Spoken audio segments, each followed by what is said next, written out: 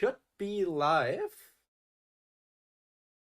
I am, from this very moment, I am now live. Perfect. So, hello.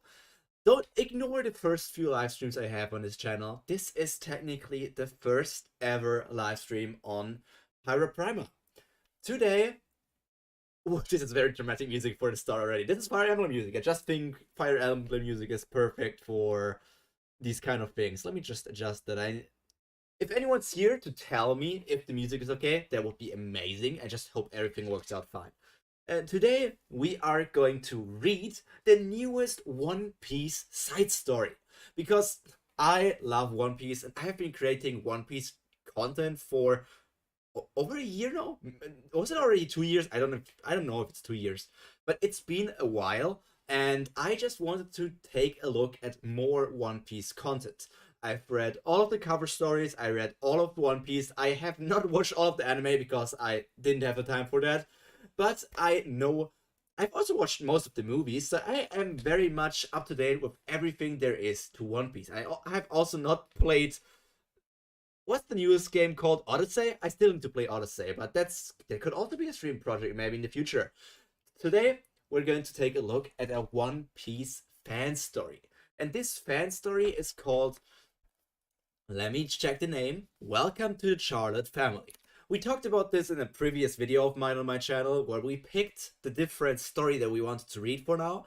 And once we're done with that, or maybe if we find out that this story really isn't all that good, because we have no idea what to expect, I will make another video on my channel to determine what the next story we will read will be. So if you want to determine together with us what I will read next, why don't you consider going on my channel and join us on this incredible journey that is One Piece and all other kinds of stories. But I would just say, without further ado, I want to get right into the first chapter, or first of all, let me give you a refresher of what the summary of the story is. So I first need to go over to the right side so that I don't block most of the text. So let me walk over there. Give me a second. Whoop. Whoop. Okay, I'm on the right side. Now my little buddy's actually sitting on my right shoulder. On my left shoulder? Oh, it's mirrored. Yeah, it's my left shoulder. My bitrate. The bitrate of the stream is Do I need to, how do I change my bitrate? It says bitrate's good, so can I change it? Analyze bitrate, latence. I don't think I can change that. I think it should be fine. I think most things should be fine. So let me open up the reading screen, which is this one. Look at this. Let me tap over it as well. Welcome to the Charlotte Family, a One Piece fanfic, written by random author 855. I also found something else out after we read the last story, that random author is actually also the author of the story, was it called Justice in the One Piece World? I think Justice in the One Piece World was also one where we were thinking about maybe reading it on the channel. So very interesting that actually this author technically made it twice on our list for potential stories that we want to read. But now, this is Welcome to the Charlotte Family, a One Piece fanfic.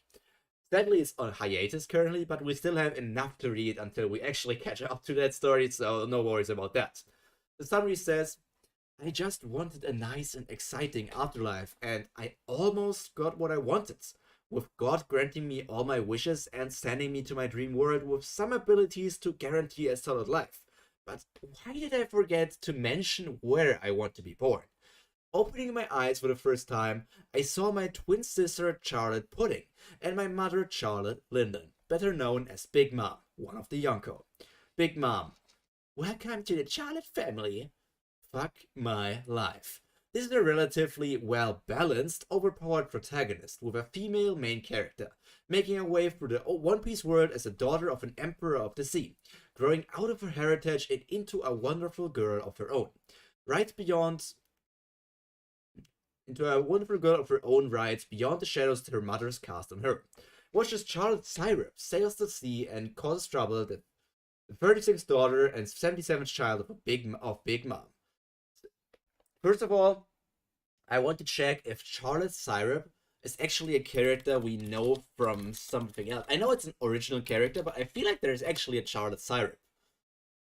One Piece fan and fanfic. That's not Charlotte Syrup. It actually shows the it actually shows that thing. So apparently there's no character named like that, which makes it very interesting that there's no character in Big Mouth's family that's called Charlotte Syrup. But I guess that's it. So Charlotte Syrup is not there. As I said, we have more than enough to read. It's actually, is it 3 pages? It's 3 pages of chapters. And the last one was updated 8 months ago. So it's 52 chapters. 52 chapters. Doesn't sound too much, but maybe the chapters are long enough for us to enjoy everything that we want. But first of all, let's get into chapter 1, which is called Welcome to the Family. Number 1, no consequences. First, no consequences. Okay. Welcome to the Charlotte family. Chapter 1, no consequences. Being robbed, stabbed, then left to die in my own home is not how I expected how my life would turn out. In truth, I never did. At least they didn't rape me or anything as I died. Thank God necrophilia is rare. I already cursed them to hell. I don't know how I could make it worse. Oh, yeah, I killed 3 of them first before I died. I guess I did okay. 25 years old, Michelin star chef at one of those fancy restaurants in Las Vegas. Blah, blah, blah. Yes, that's me. I had my life perfectly planned out ahead of me, until those bastards broke in and took away my life. God damn it, I barely graduated college and got my license. It's only been a single year, and I actually got a job too, just before I was promoted as well. Well, at least I don't have to worry about that master's degree now. Let me stop there. You are a 25-year-old Michelin star chef, and you just got out of college? Is it that easy? Is it that easy to become a Michelin star chef? Yes, I am streaming, Yannick. I have returned streaming. I am putting this into my repertoire as well. 2 streams a week. One time a One Piece fanfic, and another time is Tower of God. Call me a reaction streamer because I'm now reacting to stories on my free time. I'm just doing stuff. More for this channel. More content besides the YouTube videos that you probably don't watch this shit at. Okay. As I lost myself to the darkness, expecting nothing more, I woke up to, well, it was still nothing, but I knew something was there. Something I can't explain. Could you tell me my situation now, please? Am I going to be judged, or is it already done? Reincarnation, or perhaps a drink at the leaf to wipe away my memories? Wait, you have a YouTube channel? You're literally on it! Wait, I'm live on Twitch? Am I live on Twitch? No way I'm live on Twitch, right? No way I'm live on Twitch. It would be super funny if I'm actually multi-streaming right now. I'm not live, right? I should be live only on YouTube. Yeah, I'm only live on YouTube. Man, you literally made me scared for a second. Oh god. Sarcasm, even in death? This isn't sarcasm. It's being real, and I know I'm dead. If I know that even Houdini failed to return back, then what chance do I have? I'm just accepting whatever awaits me. Good answer. Well, the truth is, you can say you are one of the lucky bunch. No thanks. I'd rather pass normally. I'd rather pass. Normally reincarnations brings around their own rounds of suffering and trouble. Not a Buddhist, but citing their words. I'd rather be free of suffering by exiting the reincarnation cycle as a whole, you see? Call it whatever you want, but I like to call it Netflix Premium, Your Life Edition. I already see that this offer is a jokester. Netflix Premium Your Life Edition, let's go. Should be called Stalkers Edition. You know, this sounds a lot like the Hunger Games. Maybe you should just send me out the normal way and get someone else. Look, it's no use lying to me. Inside, you were bored with your normal life. No excitement in it at all. All you did was cook the same dishes every day when you are a star chef at heart. Your talent with the knife and sword. That's not something to call talent. It's called a fucking miracle. Heck, you could have set up those Guinness World Records. Should you have tried? I fail to see how that makes a point. I'd rather just rest and enjoy the oblivion or something. I don't like being hurt physically or emotionally. I don't give a flying fuck about anything that I don't care about. Also, I won't lie that my talent with the knife is pretty good, but why would I take that as an okay card to receive another painful life? I was literally just murdered. Let's see.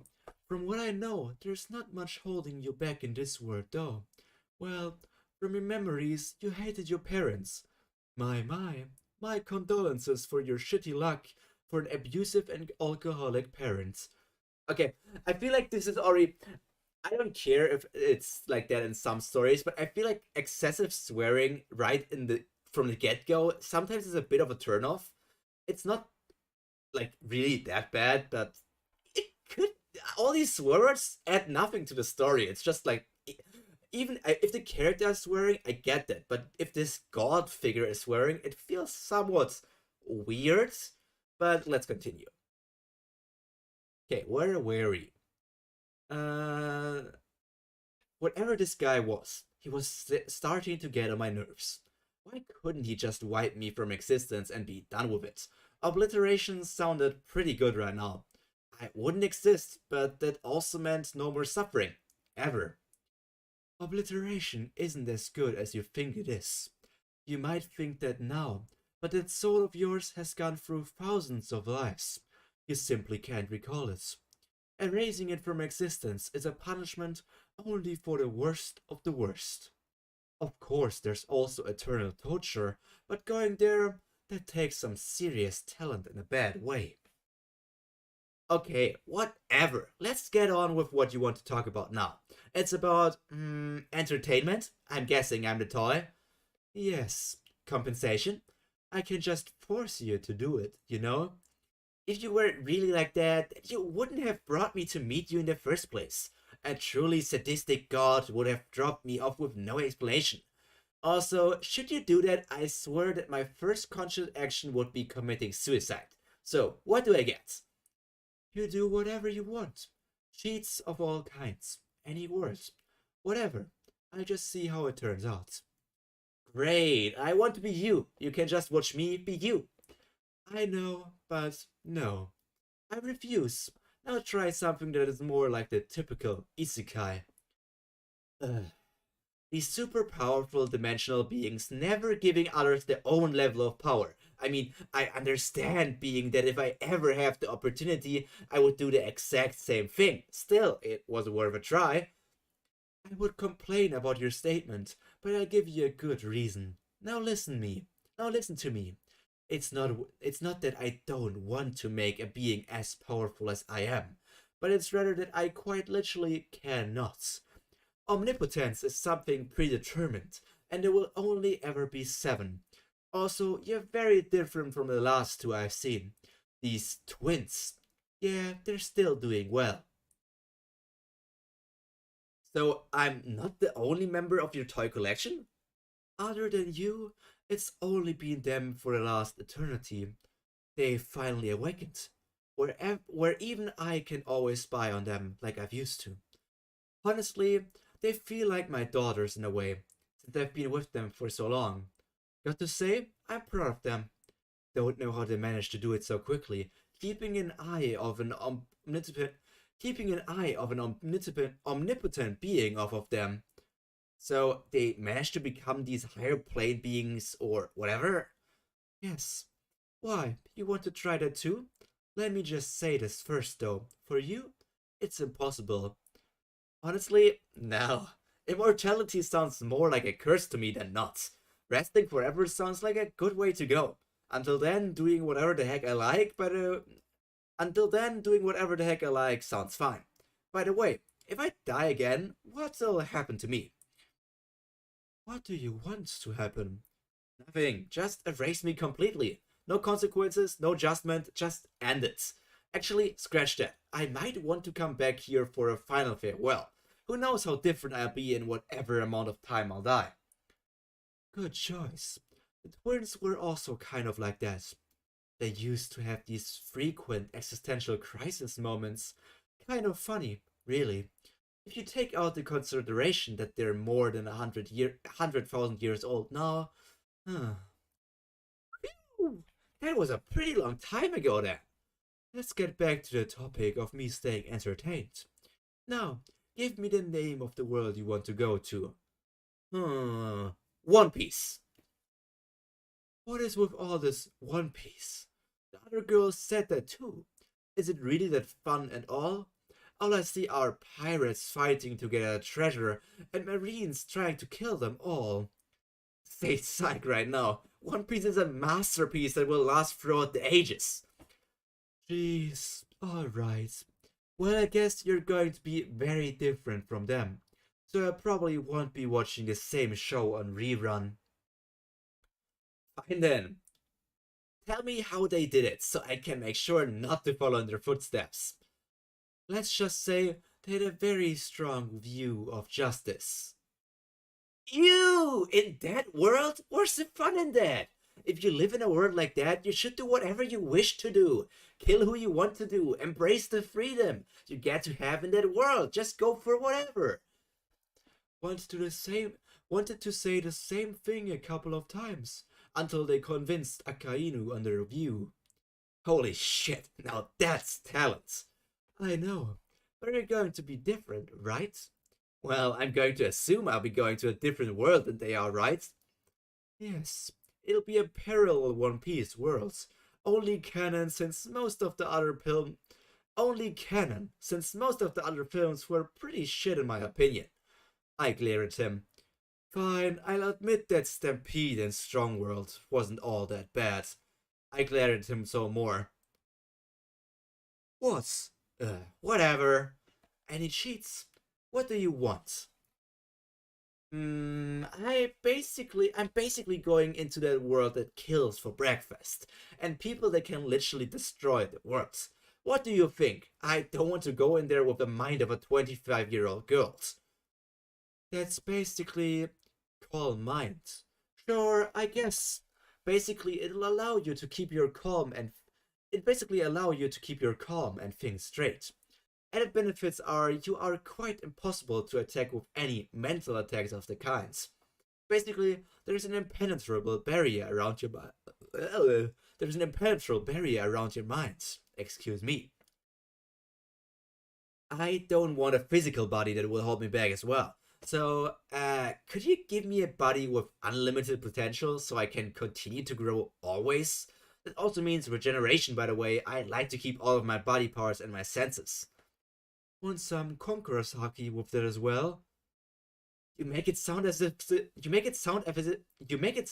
it's fries, but yes, please. I wouldn't miss out on such a convenient ability. Also, when I said a body that won't hold me back, I wish to be able to consume more devil fruits. You seriously going to chuck those balls?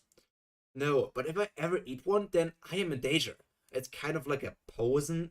It's kind of like a poison that has 100% kill rate. Isn't that right? I don't want to die just because someone put a grind of devil fruit into my meat soup or something when I already ate one. Good point. I'm guessing you're also going to ask for immunity from sea stone and whatever. Anything that has a fatal weakness, remove it please. Your morals? Just leave enough. Living in a cursed world like that with morals will only make my life harder. I'd rather enjoy it through all the chaos. I don't want to fall into a depression because I killed some kind of pirate, but I don't want to become heartless as well. There should at least be a reason for why I continue to live, right? Stop me there. Being able to eat multiple devil fruits, being able to grow limitlessly, having no sea stone weakness, and still being able to swim with devil fruits. Holy shit, it's just crazy. I feel like there needs to be some sort of thing limiting that, but okay, that's where the story wants to go. You seriously need to hear yourself. You sound exactly like what a sadist would say. Whatever you say, Genie. Can I get like a personal inventory like a gamer's? I figured that if I don't get a swamp logia or a devil fruit like that, then I'll have to carry all of my stuff, and I'd rather not. You'd be surprised at how much your wishes overlap with the twins at this point. If they mentioned everything I asked for, then they're smart. They're not taking any chances of the downfall or doom or defeat. You didn't ask for immortality. I don't want immortality, didn't I say it already? Death should be a final resting place for me when life becomes meaningless. Stop getting all philosophical. Fine, last wish. Make me a prodigy. As in, what? I don't want to spend I don't want to spend hours upon hours learning things. I don't want to.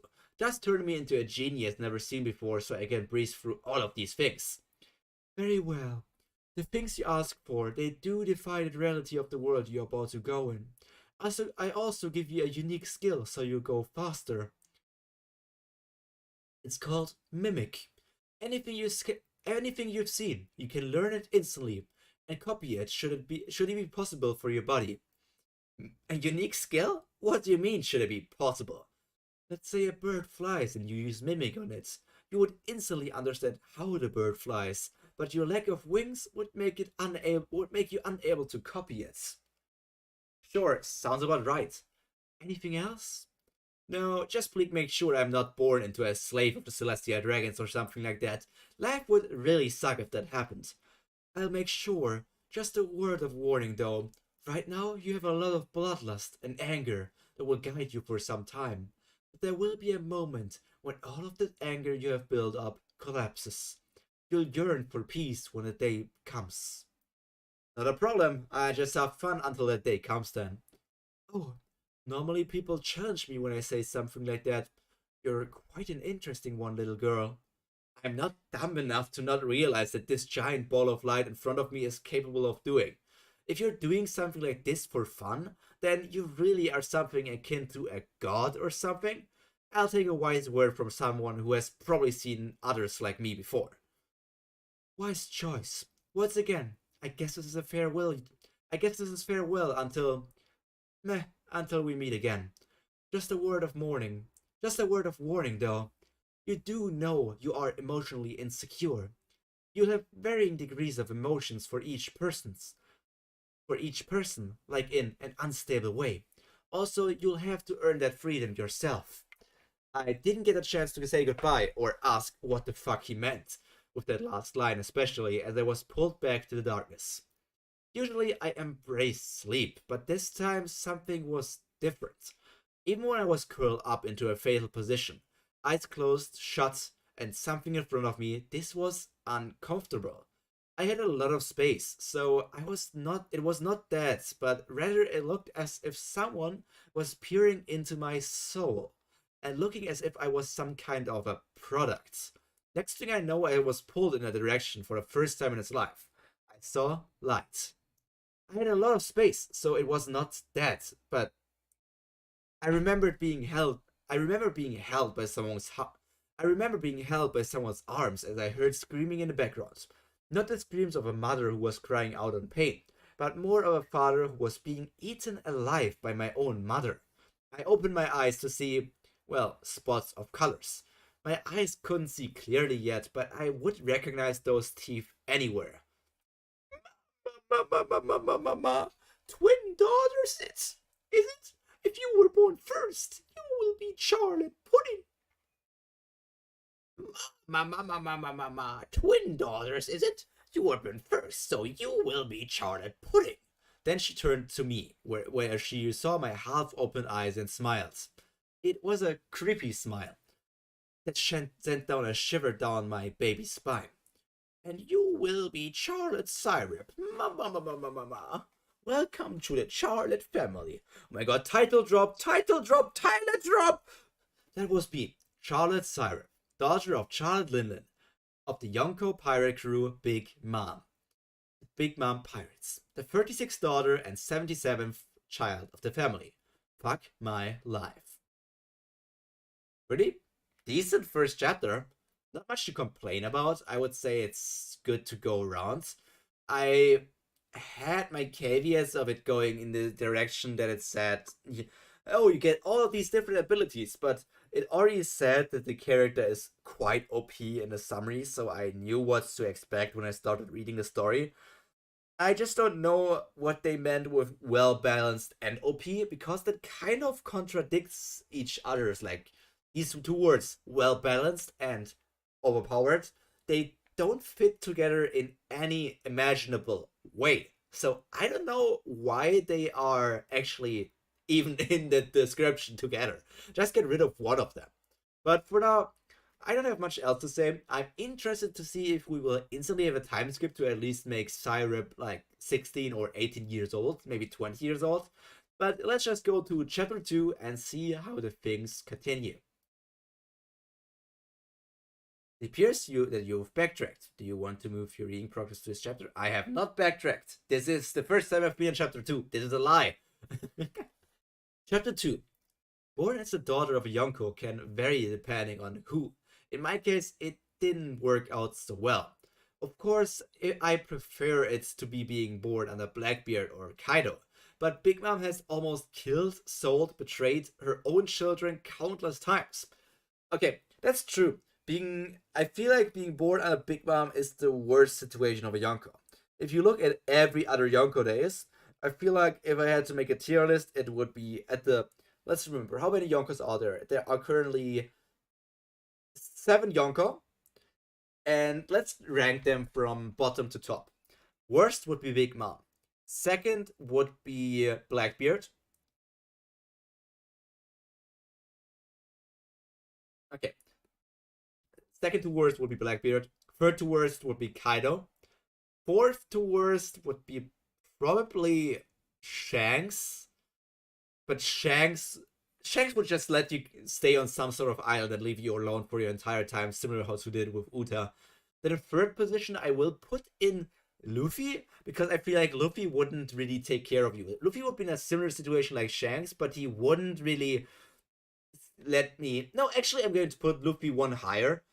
In the third position, like third highest, I would put Buggy, because Buggy, I feel like he would be a nice father, but with the cross guild being a cross guild, I feel like we wouldn't have that much of a good time.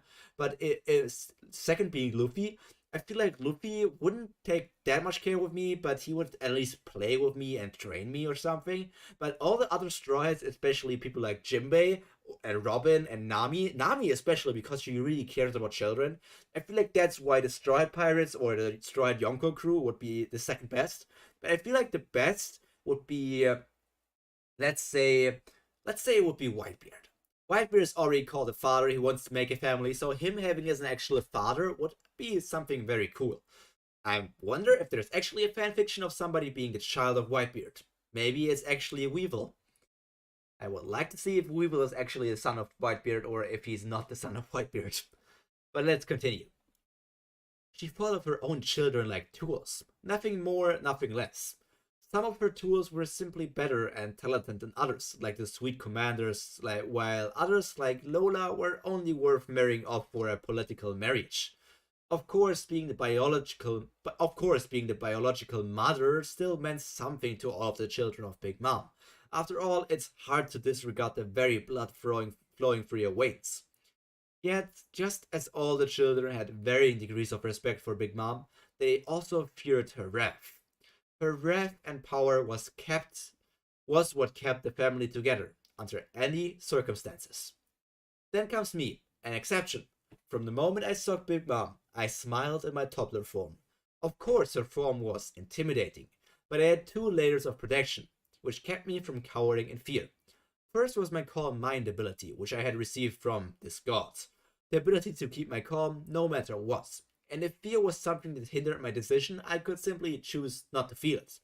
Second, I knew the nature of her power. Big Mom might be good in terms of raw power and strength, but her mind was more of a baby than even me. Her food tantrums show her childish thought process, and the entirety of all of Big Mom's territory just shows a best up version of Alice in Wonderland. Not to mention how she names everything and gives it some sort of food theme. Mother, who saw my smile, seemed quite pleased with herself as she lifted me out of the crib and held me over her head, examining me. Mama, quite an interesting one, eh? It was just my luck, or perhaps playful whim of that god, that was born under Big Mom. Still, I thought about the things that could have made it much worse. Born as a commoner in a weak sea like the East Blue, or perhaps under the Celestial Dragon as a slave. Things could have been much worse. Yes, living under Big Mom would also count as a nightmare, as a failure to complete her orders would result in a wrath, but at least I'll become strong. Under the rule of Yonko, I'll be able to receive all the help I need to become a dominant figure in this world. Heck, I'll even be able to meet Katakuri, who literally is my biological brother now. As the days went by and I didn't see Big Mom again, inwardly I was quite relieved. In this total land, the best way to grow would be to try to avoid Big Mom as much as possible, away from the cause of trouble. Of course, if it was only that easy. The first month of my life, nobody demanded anything from me, and that was the way I liked it. I often stayed with my twin sis Pudding, who because of her appearance was often shunned even in the family. Of course not by me. I made sure she felt loved. Even with that third eyes of her. I tried to hobble around the family palace. I tried to hobble around the family palace in search of some older brothers and sisters, but I was usually always caught and brought right back to my crib and forced to hug Pudding until I fell asleep. I still can't sleep or say anything yet. I guess the body of a child really is stressful. I couldn't wait until I was actually allowed out of the house. It's only been a few weeks and it was already beginning to be unbearable. This dull and boring life with nothing to do. At least give me a toy so I can try to keep myself entertained or something. Time passed and I turned 3. By then it was obvious I was different from the children. By then it was obvious I was different from the other children. Each and every child had their own quirks, yes, but I was different from them in the power that this world respected. When Big Mom's crew measured our potential and learning speed, I crushed the learning tracks and demanded to learn more. I soaked up knowledge about this world like a sponge. Each and every bounty delivered for the news coup. I read. Who knew when I would need to remember who can do what? My first day sparring with the training instructor ended with me knocking out the teacher. That was how fast I learned and improved. By the age of 5, I had long left most of my siblings in the dust, and went on ahead to compete with the older and more experienced Big Mom crew. Perhaps it was my luck, but my care was put into Katakuri's head, as I showed immense potential. My first impression of the perfect older brother was that he was putting up an act. He obviously did not look comfortable, his eyes always straining and always tense, yet he continued to put up the look. Despite this, he was a pretty good teacher. He was a man of few words, and always left me out whenever he made the tight little hut for himself to eat his donuts. But I understood him. He wasn't ready to share a secret yet. Despite the little interactions, we ended up bonding, quite like a father and daughter relationship. This bond with Katakuri extended to Relay as well. She was someone with a heart that shouldn't be in the Big Mom Pirates. She was too kind and loving for her own good. Every day she learns something and closes the gap between the two of us. She's only 5 years old and she can already fight on even grounds with the most of the crew. Of course, excluding the older ones, of course. He picked me up and put me on his shoulder, where I put my arms around his neck and tried to hold on. It's so high up here!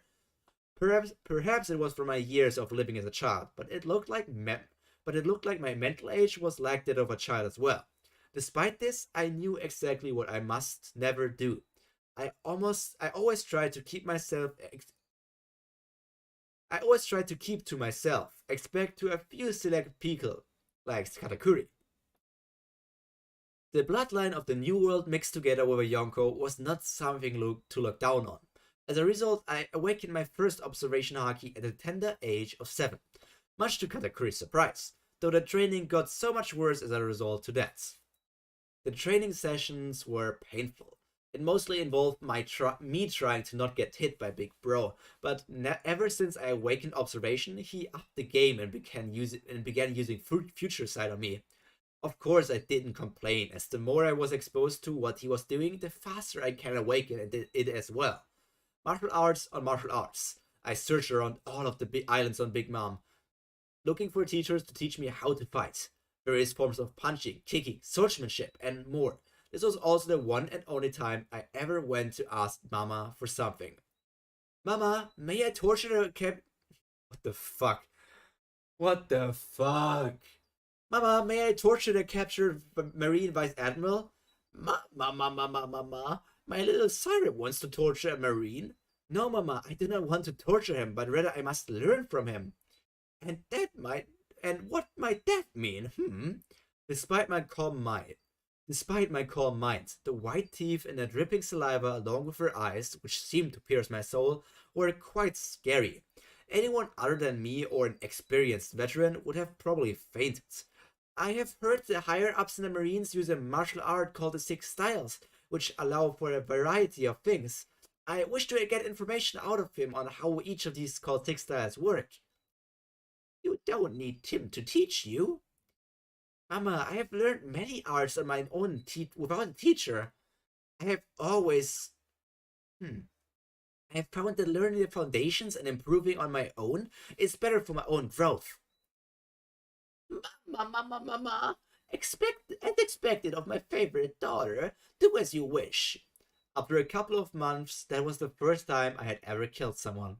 The Vice Admiral had begged me to end his life, but during those few months I had squeezed out all of the information I could out of him. The basic of all the sixth forms, the secret seventh, in which was a combination of all of the rests, the Marine swordsmanship and gunmanship, his own original way of fighting, and I made him throw up all he knew about his superiors and important figures in the storyline. His connections, bank account number, which I took advantage of later on, and his devil fruit once I killed him. I didn't eat it, I just stored it in my inventory. So the devil fruit just reincarnated with you as well? I guess that's lucky, but I guess that's also sincerely OP. As his body began to cool under me, I felt nothing. I expected to feel nothing, so if this was any indication at all, it meant that question mark's gift was working. A sane mind would not be able to live in this part of the world after all. Time skip. Now I am 9 years old.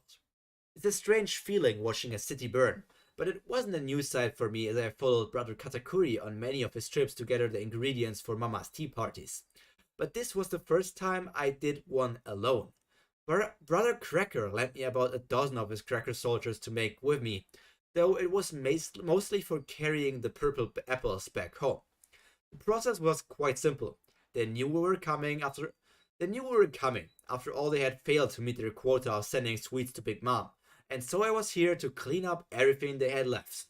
I personally thought doing something like this was counterproductive to the production of sweets, but at least it sent a message to the other islands who were producing sweets for Mama. I usually fought with my collection of knives. Many knives, actually. I had all of them. The chef's knife, the utility knife, the santoku knife, the boning knife, the bread knife, the cleaver, the paring, the steak, the nakiribocho, and finally my favorite, the fillet knife. I keep them all strapped to a part of my body as I fought. Almost nobody except for the royal guard lasted for more than 10 seconds in front of me. The monstrous 9-year-old girl with pinkish white hair. I turned them all into some form of processed meat as I continued on to where the prized apples were kept. White hair. That's probably her heritage from her father, but I don't think that the father is actually going to play a big role. She said that the father was somebody from the New World. I don't know if there's actually a One Piece character with white hair. I mean, there's probably some. I mean, Smoker is one. He's also from the New World, but I don't think that Smoker is a father and that Smoker just died at the beginning of the story. So I wonder if this character is somebody we know or if it's another OC as well. As they wiped out the last of the royal family and their guards, I ordered Cracker Soldier to take everything. The apples, the trees, and even the soil. I was sure Mama would one day have a craving for these apples again, and if we had no way to get them, I shuddered. Then even I would be powerless to stop her. Any types of sweets can be made in Tosuland, but nothing could be done if we simply did not have the ingredients. Just like how it is nigh impossible to make scrambled eggs without eggs. Though it is possible because of vegan science. Burning down the entire island behind me, leaving close to no military survivors for the island, I got my first bounty, as I made myself known to the world. But that wasn't important. I didn't even check what nickname or amount they gave me, Whatever amount they put on would not matter anyway. It was the strength that would be needed to back up that amount that was important. I still needed to train. And that's the second chapter. It's already taking up its speed, but I feel like we're still building up. Obviously, the main character is still only 9 years old, but they already went on a trip to do her first mission, if you want to call it that. But sadly, Syrup, we didn't really get a battle scene. All it was overpowering, like all of the royal family, the royal guards, and everything. But there's not even one description of how the battle went. So I really hope that when there's actually the first battle that actually happens, I hope that there will be some sort of description of like, and our swords clash against each other, and our conqueror's haki splits the sky. Obviously, the classic thing from One Piece. But we can only wait and find out if that will happen in the future parts. So now let's just continue to the third chapter. In this pace, thinking how we read like 12 minutes for a chapter, that would mean let's calculate it for a second. Let's bring out the calculator. We read 2 chapters and there are like 52 left. Let's just go with 50. So we read for 12 minutes, so 50 times 12 would mean 600. 600 divided by 60 would be 10 hours, which would mean at this pace I would need to read for 10 hours to get through everything. But we still have a good time left for the stream, so I would just say go to the third chapter and see if there's anything to talk about before that. So let's get right into it. Let me take a sip from water first so I can refresh my voice so that I don't have any voice cracks or anything like embarrassing like that. You can hear some ASMR from me as well. Enjoy this. I also need to close the water in case I knock down my water, I need to close it.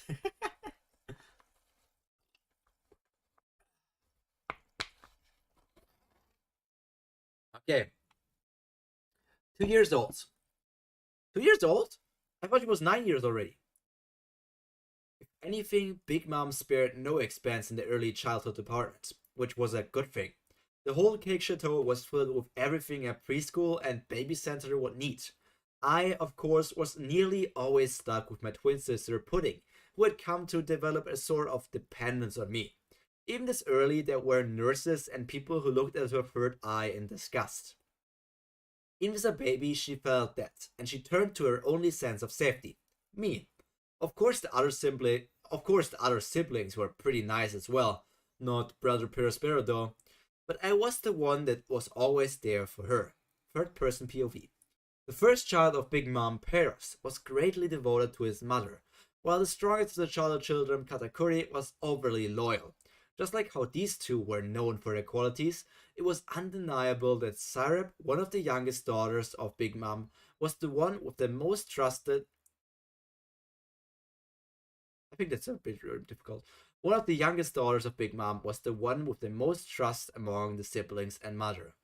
As much as anyone could tell, Syrup did not tell lies. While many thought it was from her virtue, Katakuri knew that it was just because his little sister didn't give a flying fuck about what anyone thought. Whatever they asked for, she told them what she thought straight to the face. Of course, this had exceptions as well. She didn't lie in front of Mama, but she simply chose not to speak at all. She only agreed, no matter what Mama demanded of her. Her only words were, "Yes, Mama." But what made her trusted by both Mama and the other children was not her virtue of truth, but rather her overwhelming strength. Everyone knew that she was going to be as powerful as shown by her potential and her progress speed, yet it was different seeing it firsthand. While her twin sister Pudding was still playing with toys, Syrup was sent out to collect the payments and tribute from all over the world. She was all over the new worlds. She was sent to deal with those who did not comply with Big Mom's demands or failed to meet their quota. Due to her unanimous agreements, no matter what Big Mama said, she was always the first to run into situations even the older siblings would sometimes hesitate at. After invading the lands of other emperors, namely Shanks, she would come back heavily wounded and close to death. As a little girl who hasn't even had her 10th birthday yet, her ship barely intact with all of her chess and biscuit soldiers already destroyed, she collapsed at the moment she set foot on Totoland. The mission successful.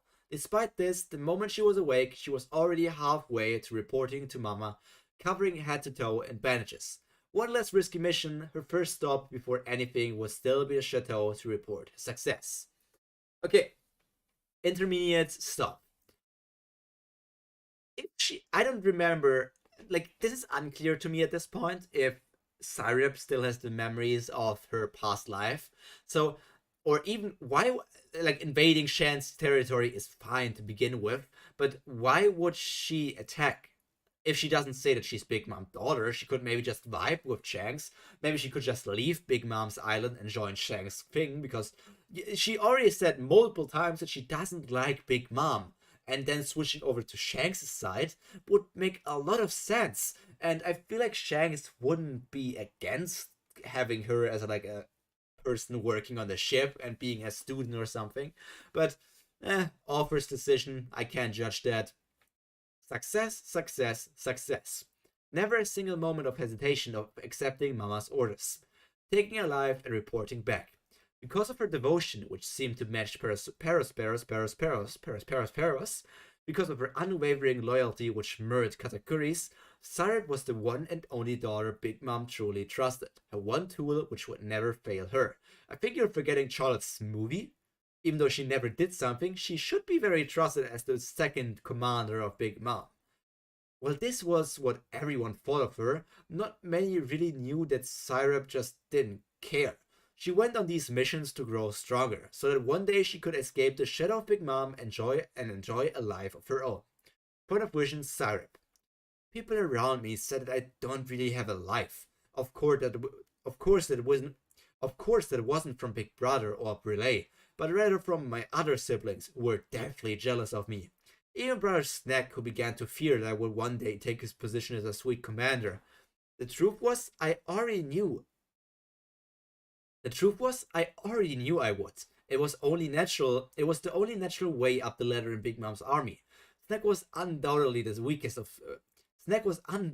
weakest one of the sweet commanders, and would soon be defeated by a certain passing supernova. I don't know, soon is a bit too much. Just now you said you didn't even have your 10th birthday yet. Pudding is 16, so there are still 7 years. If Kid was there between the time skip, it's between 5 to 7 years that Kid was there. So 5 years is not like that soon. So depends on how you look at the time frame, but I guess we can go soon if we go 5 years. Actually, I felt pretty confident in my ability to defeat Snack, and I'm currently only 10 years old with no devil fruit powers. That's how much I looked down upon a sweet commander, and he knew it. Perhaps it was because of that attitude of mine that I didn't have many friends, inside the family especially. Really, the only people I associate myself with were Big Bro and Teacher Katakuri, Big Sister Brule, my twin sister Pudding, and Lola and Chiffon. Lola was a special case. I just happened to fall in love with her as a sister because of because of how she was. She was always so bright and optimistic, always so positive and cheering me up whenever I started to feel just a slight bit guilty about killing some people. This is the point where Yes, this is the point where Lola leaves the island. I don't know, they must have checked the timeline. Because I thought if you are 10 years old, technically that's 4 years because before the start of the canon story, I imagined that Lola would have already gone to another island, but I'm not sure. So maybe this timeline actually lines up, so I'm just going to accept it for now. So let's continue. Do you really have to go? Lola, I need to syrup. She hugged me tight and I hugged her back. I knew I needed to keep this a secret from Mama, and I appreciated her telling me all of this. After all, if Mama knew, then this would be nothing less than a catastrophe. Mama will kill you. She might kill us. She might kill us, Sis Shiffon, by accident as well. She might kill our Sis Shiffon as well by mistake. Oh, Syrup. It'll be fine. We're all family after all. Even Mama will understand. I wanted to cry at these words. I knew Sis Lola would never truly understand Mama, Whether it is because she lived under a rock or chose to ignore what Mama was doing right in front of her eyes, I would not know. Inwardly, I was already regretting. Inwardly, I was already regretting this for. Inwardly, I was already regretting this, for I knew exactly how Mama would react. A contract marriage with a giant prince of Elba, one of Big Mom's dreams. Lola running away would mean that Big Mom would yet again fail to have a giant in her crew. It would be a lie if I said I wasn't tempted to forcefully keep Lola here, but I knew what had to happen. I don't understand, but I'm happy for you. She looked as if she was about to cry as I said those words. You're causing us of a lot of pain. Don't misunderstand. You're causing us a lot of pain. Don't misunderstand. We'll need to clean up after Mama for you, but you're free to go, right? Freedom. One of the things that drove the people of this world. People became pirates to be free of who they were. Sons of all kinds joining under a banner of Whitebeard to roam freely under his name. Others looking for freedom from a tyrannical rule of the world government and its celestial dragons. Lola, Lola, I would be looking for freedom away from her mother. Lola, Lola would be looking for freedom away from her mother, to find freedom in love, and to marry who she wants to. Quite something that would be obvious in my world, but this was Mama's world. What she said was law, and the only way to escape it was by leaving her crew, illegally. Honestly, that was what I planned to do with my life as well. I loved my brothers and sisters, a few of them, too much to leave like Lola, but deep inside I knew I wouldn't last long here as well. I might not show it, but I hated following orders for Big Mom. Slowly but surely, I was getting tired of burning down islands for Mama. Perhaps it was some sort of inherited will, or perhaps it was just my own desire to explore, but I wanted to step out of Mama's shadow, as well, of course. Of course, that was not how I wanted to step out of Mama's shadow as well. Of course, that was not now, though. Not like Sis Lola, she would be free, but she also not at the same time. If Mama ever heard of where Sis would go or be, I was sure she would send one. I, I was sure she would send out one of us to hunt her down. She would be chased again and again, all across the Grand Line, and even into the Blues, if that was what it took for Mamas to rein in her rage. She would be free from the crew, but she would never be free of us as an enemy. Perhaps it was a blessing in disguise that Sis would be trapped in Maria's shadows for years. Enough time for Mama's man to lose track, and for her to slowly lose her interest. If I were to leave, Mama must never know what happened. Worse, I wasn't just one of her non-combatants or a child high on the list of marry off. I was one of her most valuable tools. I knew what it meant. If I was left on my own accord, it wouldn't be chess soldiers after me. It would be the whole fleet, the main one. Sis, make sure you contact. Sis, make sure you contact us somehow and stay safe. Jeez, little sis, you worry too much. I'll be fine. Hmm? I'm going to sleep, so Mama can call on me when she finds out you've left. Make sure to exit her lands in the direction of paradise. You know, security is up for the arrival of the Prince of Elbaf. I know. I'll see you again, little sis. I knew what would happen, but I decided to let her go anyway. To say that Mama was mad would be an understatement. Multiple islands were completely destroyed, and I couldn't even begin to count the civilian casualties, as they tried to stay away from Big Mom's rampage. This was way worse than her food tantrums. During one of those, we could at least get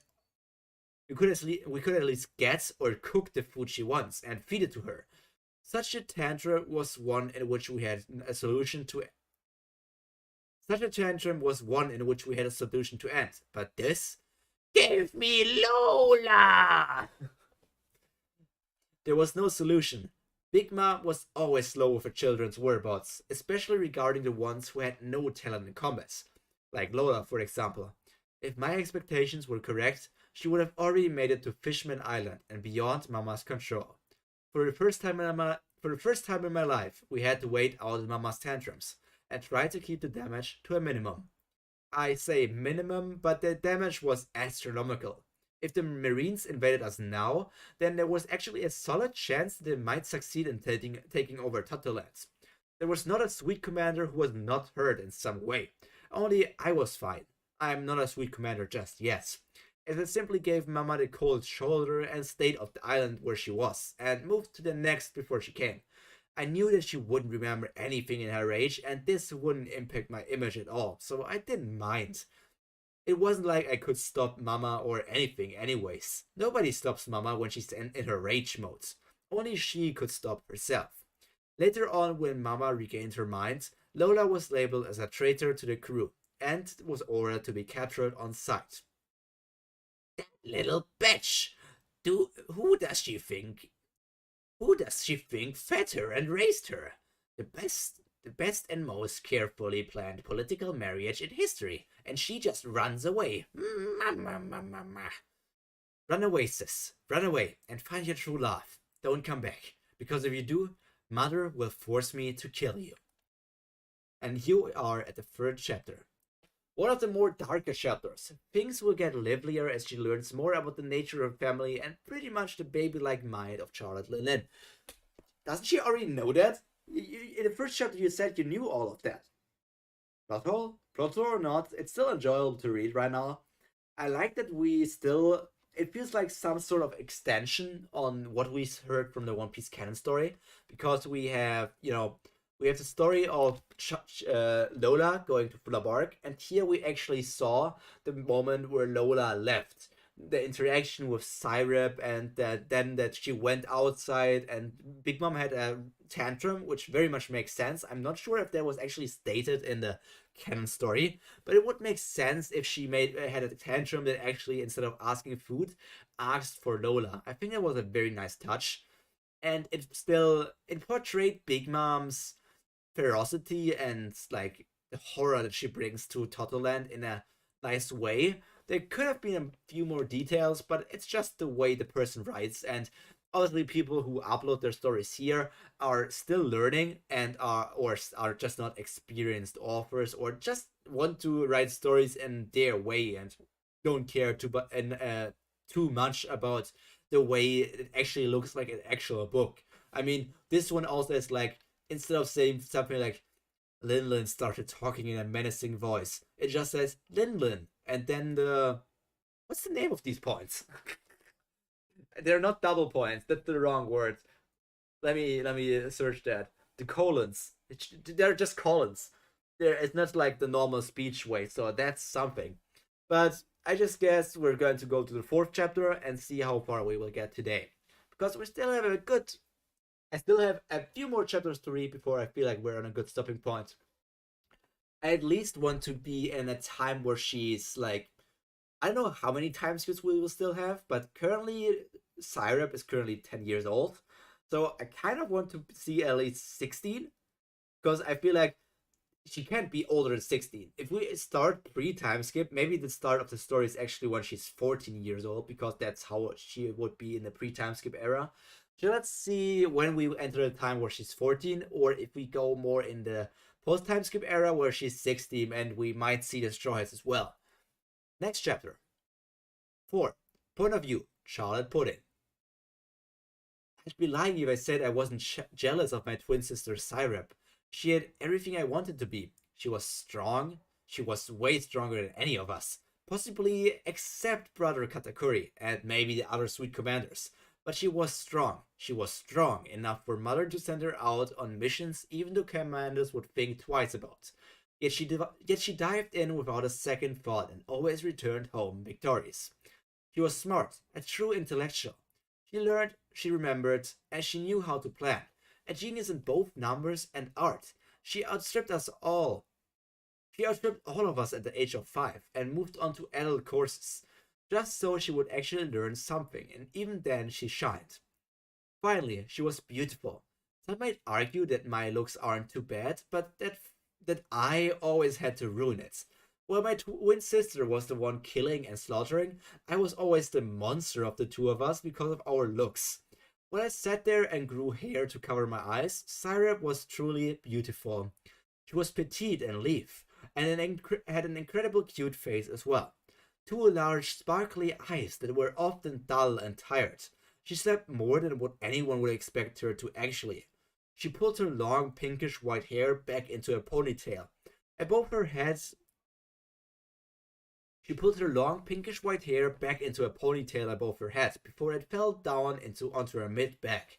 She often refused to wear the things Mama gave us, which were food themed, and instead went through her own closet faster than Mama ate a cake. Every day she would wear something different before tossing it away into some deep corner of the room, never to be seen again. Mama, who favored syrup over almost anyone, allowed this behavior.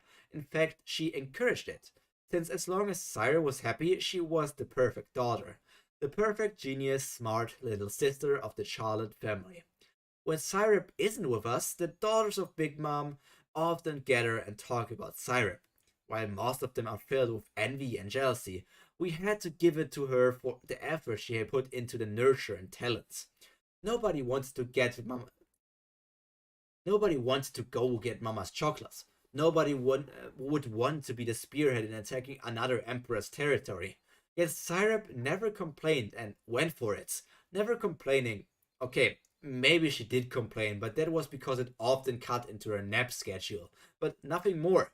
She puts a great deal of importance in her nap schedule. Despite this, to the people who she cared for, she was a sweetheart. She was so much like a cat that would sometimes find She was so much like a cat that I would sometimes find myself just absently petting her while she slept. Of course, she was like a cat in other regards, where she would just randomly knock things down for no reason, then run away before I can ask her why she would do that as well. She did that? That's so weird. What is this character trait of being like a cat? Did you eat a cat though through when we weren't looking? Still, she was a lovable, adorable, but slightly sadistic little sister. I wouldn't trade her for anyone else. Mama, take your pick, Syrup. Let me drink something. Big Mom's voice really goes in my throat. That's even worse than a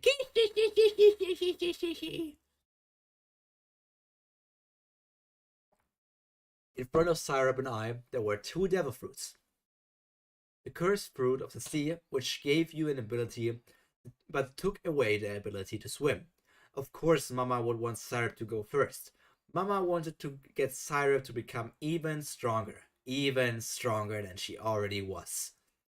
This one is the Memo no Mi. It will allow the user to manipulate memories, while this one... She pointed at an almost completely white devil fruit, which had swirls only slightly darker. Almost no contrast. It could be mistaken for a snack here on Totoland.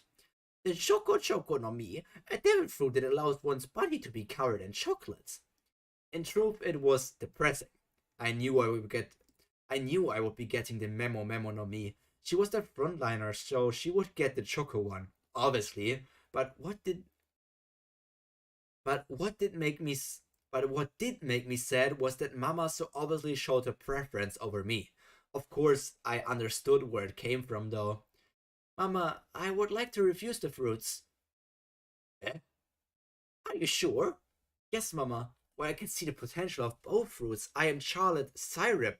I would not like to have my powers simply be given to me. Should I choose to consume a devil fruit, it would be one that I get myself. Please allow my sister to choose her devil fruit. Mama. It's expected of my favorite daughter. Don't be sad if you never come across devil fruit of your liking. Mama, the only useless fruit is the Hito no Mi. Any other fruit will have their uses if you just study it enough. I will make sure to do so. I'm sure I will come across plenty of fruits during my adventure across the New Worlds. The Hito no Mi is not useless, especially if you mean the Hito no Mi model Daibutsu or model Nika. And if an animal eats the Hito no Mi, that would also give you something. I don't know. There's still a debate if it does anything for a human. I want to believe that the Hito no Mi does something for a human, but I'm not sure what exactly it would do. So unless Oda actually shows us in one point where Chopper dies and he gives the fruit to somebody else, we will never know. But let's just continue. Yeah, scroll down. Mama. That was how I came to acquire the Memo no Mi. We're obviously still reading in Pudding's point of view. I found out that she had somehow come across a mystery fruit on her next mission, but she kept it hidden from us to what ability it has. I wouldn't believe my luck for Syrup's strange personality. No one else would have made that sacrifice for me, but she did. I didn't know what powers she got from the fruits, even even days after we ate that horrid fruit. Even months later, when I saw her train with Brother Katakuri, not once did she use the fruit's powers. Curiosity got the better of me, and I ended up asking her at night. Too strong. I train it. I train with it when I'm out on missions, and I'm isolated, so no one can figure it out. I try not to use it since I try not to use it since I'll end up on relying on it. That strong, at least the potential for it. Still, it drains my stamina like I'm using the advanced armament haki. It's not good to keep it up for so long. To be honest, this time I wasn't jealous at all. She took the risk and it paid off. And who knows if that fruit would have not suit and who knows if that fruit would have not suited me at all. I was happy for her, and the feeling of guilt I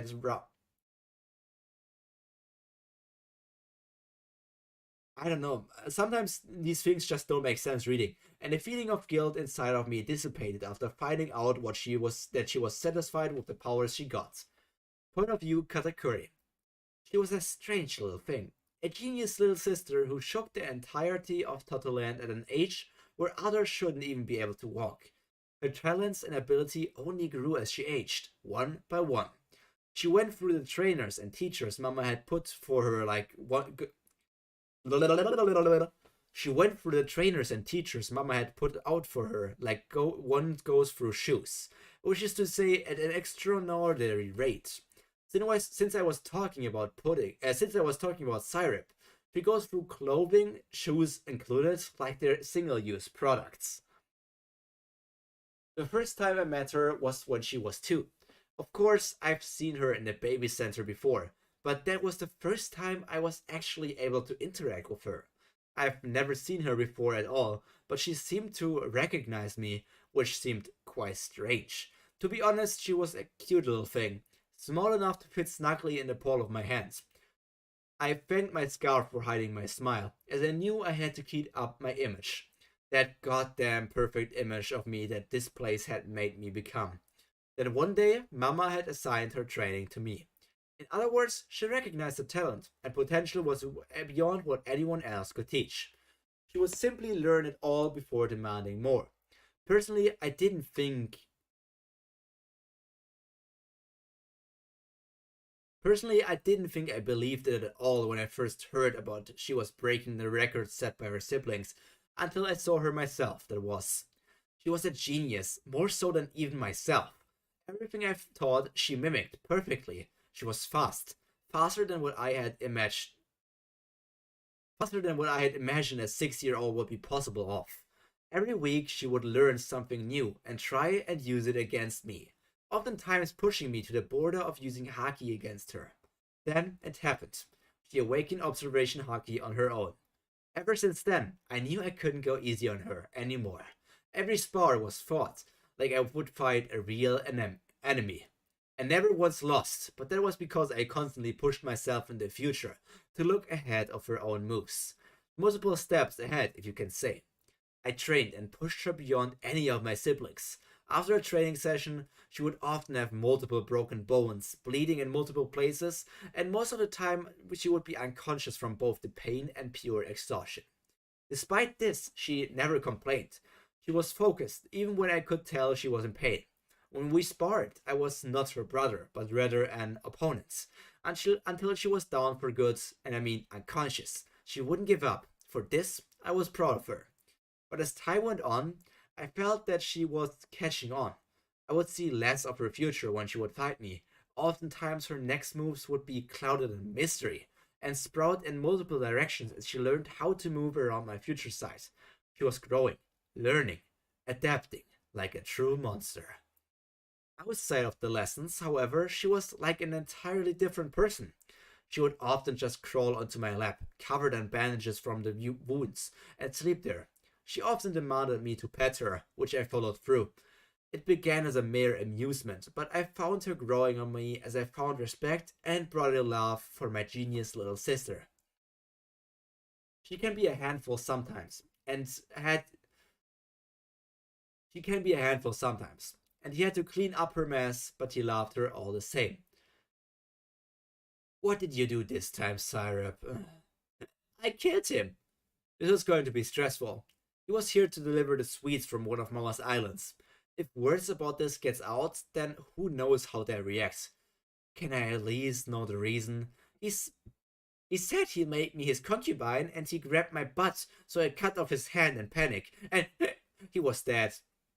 Is that like crying? Is hicking like crying? Is like a he he grabbed my butt and so I cut off his head in panic.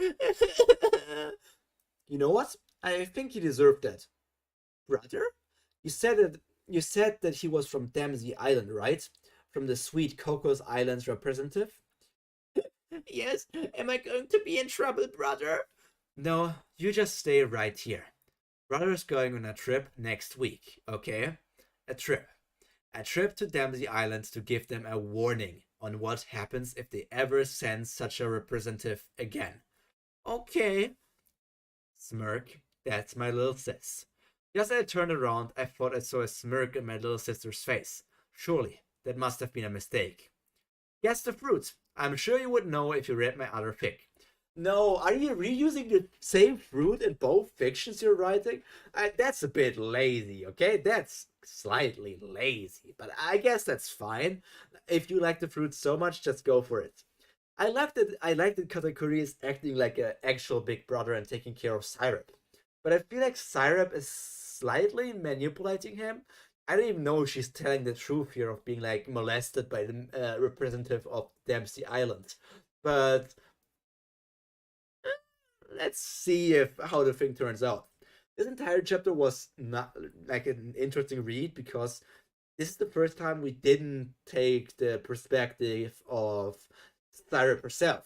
At first, we had the perspective of Pudding, which had us see how Pudding and Syrup were offered devil fruits, how Pudding got her Memo Memo no Mi, and then that Syrup didn't take the chocolate fruit because her name is, well, she could be Chocolate Syrup, but she didn't want to have the Syrup fruit. So she chose a different fruit she randomly found on a trip, which is just plot convenience, but I guess that's fine. And apparently that fruit is quite powerful, so it will be interesting to see how this one turns out in a second. I will be right back. I need a short toilet break before we go on to chapter 5, but just take the time. Let me already go on chapter 5 so that you can read the beginning before I come back.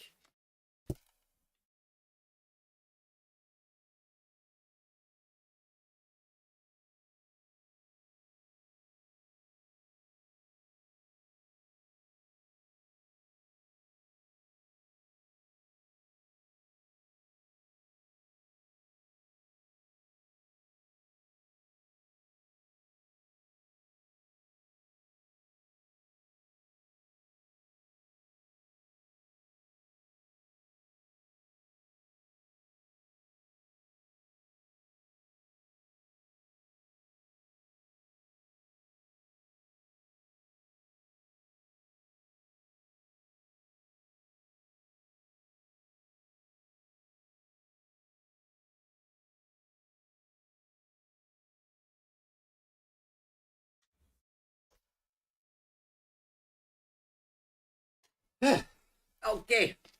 Am I in camera? Camera? Yeah, I'm in camera. Perfect. Look at me go.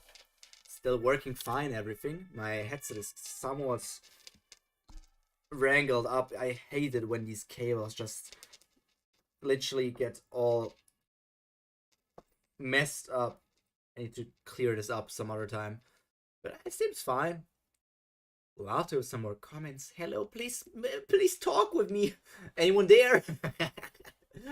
We're about to start chapter 5 of a story called Welcome to the Charlotte Family. It's a One Piece fan story of somebody basically getting reincarnated to be one of Big Mom's daughters. pretty interesting read so far. The main character is overpowered. Like, she's right now in chapter 5, she will be 12 years old, which is 2 years before the storyline of One Piece. But right now, she's already stronger than many characters.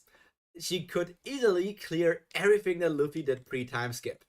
She could also probably do more than Luffy did in the Paramount War, which is just weird to think about, but I guess that's something. So I don't know where we will go from here if she's already this strong right now. So let's start. I'm 12 years old, which is 2 years before the storyline of One Piece begins. Why does it always seem like I get the worst missions? The ones that seem so intent on killing me? The Celestial the Celestial Dragons had ordered a shipment of vintage blood wine to the little city. Get it for me, mama. At least that was the gist of it. At least that was the gist of what I remembered about her orders. Seriously, this was beginning to be ridiculous. I can understand if you want some ingredients from an island in the New World and wants me to burn them down, no problem. But why? Why does she need to order me to take something that belongs to the Celestial Dragons? I already had a bounty, yes, but pissing off the world nobles by taking something that is theirs will draw even more attention to me than I want. I was confident in my ability to survive an admiral and even fight one off if I needed to. Okay, now we're getting out of hand if you already think you're capable of fighting off an admiral. Holy shit, then you're basically already as strong as your mother.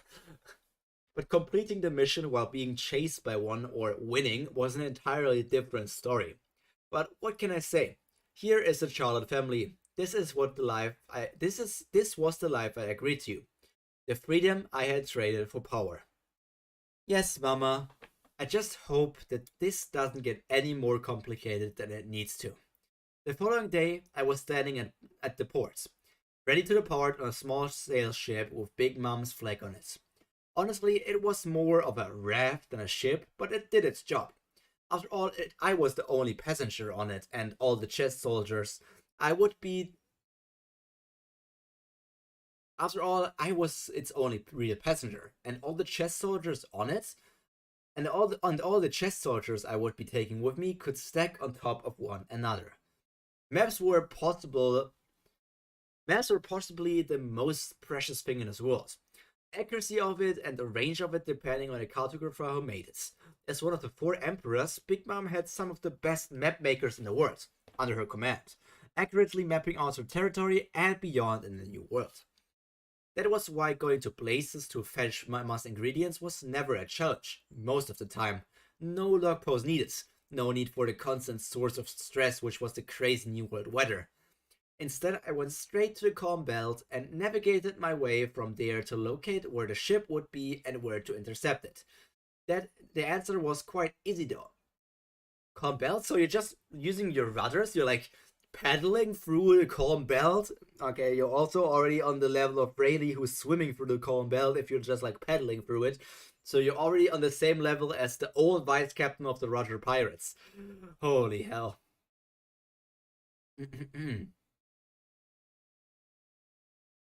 It's going to make its way to Marijois eventually, one way or another.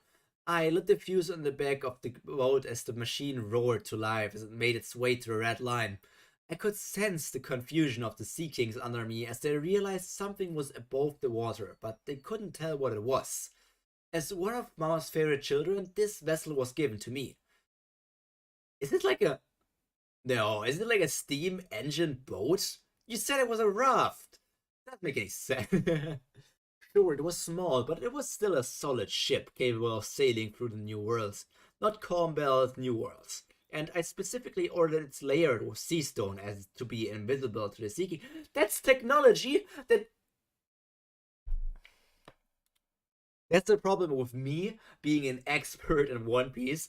The sea stone coating for ships, isn't it like a new technology that Vegapunk only created sometime during the story that we had like this two years in the future of this? I feel like Kobe only talked about that in Water 7. That's like a new invention that's the people that's Vegapunk made so that the people can get through the Calm Belt more like safely. But I guess I guess Big Mom also has access to that knowledge. I don't know. Who knows? Okay. Let's go. Days later, as I read the map, which I was quite skilled at, as I am in everything because I'm fucking overpowered, I realized that I had entered Whitebeard's territory and moved beyond Dressrosa. One of the lands in which the Marines would try one of the lands in one of the lands the Marines would try to evade, which was confusing since right ahead of me I saw two flags. The first was a massive vessel, a ship so large that it rivaled one of Mama's personal ships, but not her flagship. I had to give it to whoever made it that it looked pretty grand. It did not necessarily look powerful. Hello, Aslight Dabbing. Welcome in chat.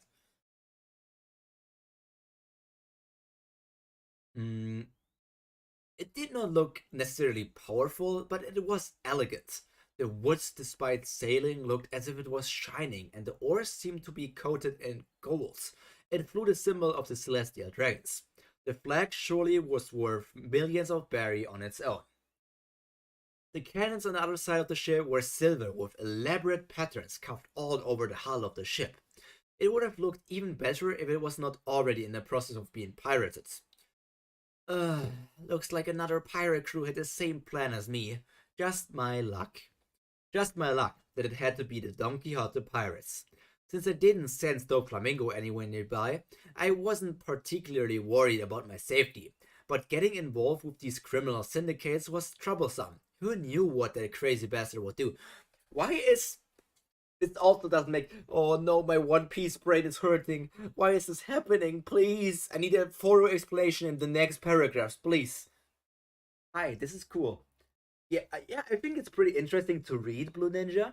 I like One Piece, and seeing it from the perspective of a fan is always like just cool to see. I I like if people were writing more One Piece fan stories, I would literally read most of them because there's never enough One Piece, right? Most of them most likely won't be on the same level as what Oda is writing, just because it's hard to get on the same level, but it's still going to be fun and I can enjoy this journey. I would like some consistency though, because this character is so overpowered, and I don't understand why the Don Quixote pirates would like attack some sort of like they're currently attacking a celestial dragon ship 2 years before the start of the main storyline, like not the before time, not where we are currently of time skip, but actually where the story started with Luffy being 17, I think. Wasn't Doflamingo already like a warlord? My voice. I think Doflamingo was a warlord even 2 years prior to the story's beginning. And I don't think that Doflamingo will literally attack a celestial dragon ship. Even if he's a warlord and even if he is a former celestial dragon, that just sounds stupid to me. But I'm gonna continue reading, I guess. Thankfully, though, it wasn't all of the family. In fact, it looked like it was only Diamante, the flag devil fruit guy, and his officers who were the four misfits. Inwardly, I thank God that Sugar wasn't here. Even if she's weak, if the others had somehow managed to hold me down for a fraction of a second, enough for her to touch a part where I was not haki covered or something, then that would have been a game over for me. Well, it's not that was likely anyway. Fly the symbol of Big Mom, we're intercepting the cargo. In response to my words, the chess soldiers rushed around the vessel. The Jolly Roger of Mama was raised as suddenly the mast, which looked like a smiley face, began to sing. Death, death for all who doesn't pay Big Mom. Some random lyrics he got there. Still, it got the job done as Don Quixote pirates noticed our ship arriving. I didn't wait for anyone's signal and instead just jumped aboard Celestial's vessel and walked straight towards the cargo section of the ship, literally ripping off the sea stone lock. Or rather, I punched through the wall next to it before opening the door. I needed to keep the fact that I was immune to it a secret. Inwardly, I sighed in relief as I found that the large collection of wine was still there, safe and secured with ice boxes. Whatever those things were which were keeping the liquid cool. You just said it were ice boxes. Whatever. And who might you be, little miss? I'm here to take the wine for Mama. You can do whatever you want with the ship. I don't care about that.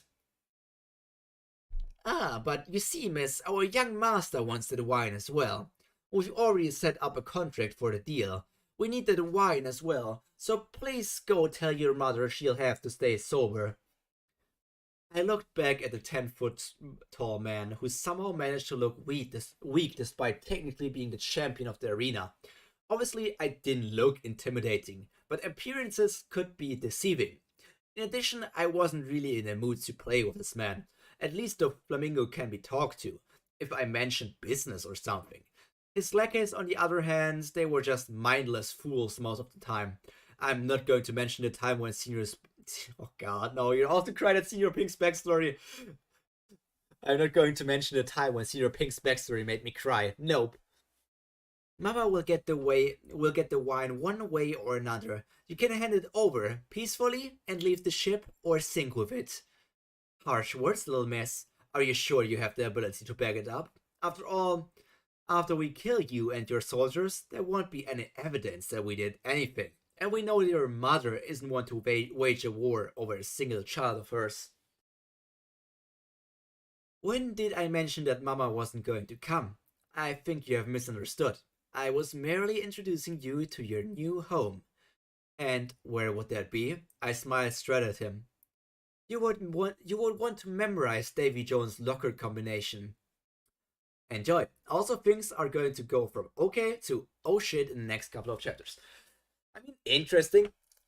Diamante. Let's see. Diamante was defeated by Kyros. Mainly by Kyros. There were not that many other people fighting him. So, she's at least... This battle basically means that this 12-year-old daughter of Big Mom, our protagonist, Charlotte Syrup, is already stronger than many people in the New World. I feel like she could already defeat... Where are the commanders? I feel like she could probably defeat everybody on Doflamingo's crew besides Doflamingo. I feel like she could defeat Jack at this point. She could defeat Snack and maybe Cracker. I don't know about Smoothie. We don't know anything about Smoothie. Smoothie is strong. But one thing is for sure, this one little lady is for sure crazy overpowered. Okay, let's go to chapter 6. What is Diamante going to do? Let's read. Diamante, a flag devil fruit user. Did he not realize that flags can be easily cut if one held the sides out? It was similar to that of a thicker and less versatile string, not to mention his general inferiority to use an ability to Doflamingo himself. Lao Ji, an old man who had mastered his martial arts to the point where he seemed unbeatable, or was he? First of all, he was old, so old that this... First of all, he was old. So old that his back was already hunched up and he looked as if he was barely able to keep standing up. Not only that, but I was quite confident in my ability to face martial arts users. After all, it was what I have been doing all 12 years of my life. Senior Pink, while in other situations he would have been troublesome to kill, beating him or keeping him away from what I was doing was not a problem. His ability to swim on any surface was not going to be much help on a limited surface like this ship. He can swim on a deck for all he wants, but he needs the cargo to be safe as much as I did. He wouldn't do anything reckless. McVice. As far as I was concerned, he was an idiot. From what I remember, his ability consisted of changing gravity around him for him to weigh by... His ability consisted of him changing his weight by the tons and throwing himself at his enemies. Didn't he ever think about if anyone used the weight against him? By throwing his weight completely, he wouldn't lose his center of balance and fall. It would be interesting to see if he can even hold up his own weight. And finally, Dellinger, the human and fighting fish hybrid, whose moves consisted of moving fast and attacking with his heels. Ridiculous. I would have expected a branch of the largest criminal organization in the world to be something more than this. Well, this was probably because I was beyond a normal person's comprehension of strength. In a fight against multiple tough opponents, the most important thing is to remove all distractions first. Which is to say, remove the number as fast and as efficiently as I can. Trust me, I can finish this in under 30 seconds. Maybe 10 more seconds if you play smart, which I highly doubt. As I saw Diamante starting to raise his blade, I took that as a signal to start the fight. I used Sorrow right in front of McVice, before he even had a chance to respond. Before his eyes even registered me, much less scream, I had Sparta kicked him off the vessel. From reading the manga, I knew he had no skills or abilities that could help him to fly, stay afloat in the water. He can fly? I mean, what if he makes himself like less than so that he's floating in the air? He can flow. What the? The moment he broke the railing and fell into the water, I knew that it was the end of him, but I made sure. The first person to realize I had done something was Dellinger, who was the fastest among them, but not fast enough. It was my next target. As expected, he tried to jump over the railing to save McVice, but I grabbed him by the heels, which was very tightly tied around his foot, and slammed him on the deck. I can't have you fish out the balloon just yet. Slam, slam! As Diamante approached me with his wavy sword, I swung Dellinger's way, or more specifically, used him as a meat shield. As expected, they had honor among criminals. Diamante didn't strike. Laoji and Senior Pink tried to surround me, and I let them. It wouldn't make much of a difference. This time I punched Dellinger straight into the nose with a haki-enhanced fist. Crack. I can't have you swim either. Don't worry, they'll heal eventually. They'll heal? Didn't you just break his nose? What do you mean they? Did you also break his legs? You didn't necessarily state that, but I guess you broke his legs or something. I grabbed a fillet knife from my inventory and brought it down on his left leg. Oh, yikes! His entire calf muscle was sliced clean from the bone, leaving nothing but the whiteness. What the fuck? What the fuck? What the fuck? Yes, Slinger, I have to agree on you. I feel like we're watching the antagonist. That's an anti-hero. That's not the protagonist I know. That's not the protagonist I follow normally. Holy sheesh! A wavy sword that with Jeez, you're a half fighter fish, aren't you? All your body parts should regrow then. Stop acting like a pussy. With that, I flung out into the sea as well. Other direction though. You would probably manage to save McVice, who should be starting to seriously drown by now, but not with ease. He shouldn't make it back in time to save his comrades here. Not that he'll be much use with that like anyways. A wavy sword came straight for my chest, which I dodged out of the way. With my haki-covered left hand, I grabbed the end of the blade and stretched it out. Then with my right, stretched it out. Then with my right hand, which suddenly held a cleaver. Where did you get the cleaver from? Which suddenly held a cleaver. Slice. The wavy flag blade lost its devil fruit properties as it fell to the ground, but I wasn't done. Using a chance where Diamante was dazed by what happened, I grabbed him just in time to defend against Lao Ji's fist combo. You shitty old man! Oops, gee! The moment Lao Ji lowered his fists, I kicked him away, but he managed to stay on the ship. I sensed Senior Pink swimming under the deck, trying to ambush me. Fine, I'll play your game. I pretended to be oblivious to his whereabouts until the last second where he splashed out of the deck, only to kiss Diamante with a lot more force than he expected. Diamante, who had his teeth knocked out by Senior Pink's pacifier, which must be really hard, was knocked out for a few seconds. I didn't lose this chance and grabbed Diamante by the head again and slammed him down onto Senior Pink once again. French kiss y'all, but please no yaoi in front of me. Your French kissing skills truly suck, senor. Something in Diamante's head cracked, but honestly, I didn't care. I flung him out into the ocean before Lao Ji can finish him out. Oh, never mind. Lao Ji's soul was separated from his body already. Senior Pink was desperately holding in the pain, struggled as he tried to submerge on the deck again. I didn't pay him any mind, as no members of the family were in fighting condition anymore. Secure the wine, bring them to our vessel. I just... this fight was neat to read. Let's go to the end of the chapter and then I'm going to give my opinion about this. I kept an eye out for Senior Pink, just in case, but it looked like he was going to stay out of the fights. He knew what was more important after all. As the last of the chess soldiers brought over all of the wine onto my personal ship, I decided to keep my promise. I also kind of robbed the ship of all the berry they had and stored them in my inventory. You don't get the ship, Rankyak. I focused advanced armament haki on my leg as I sent a sickle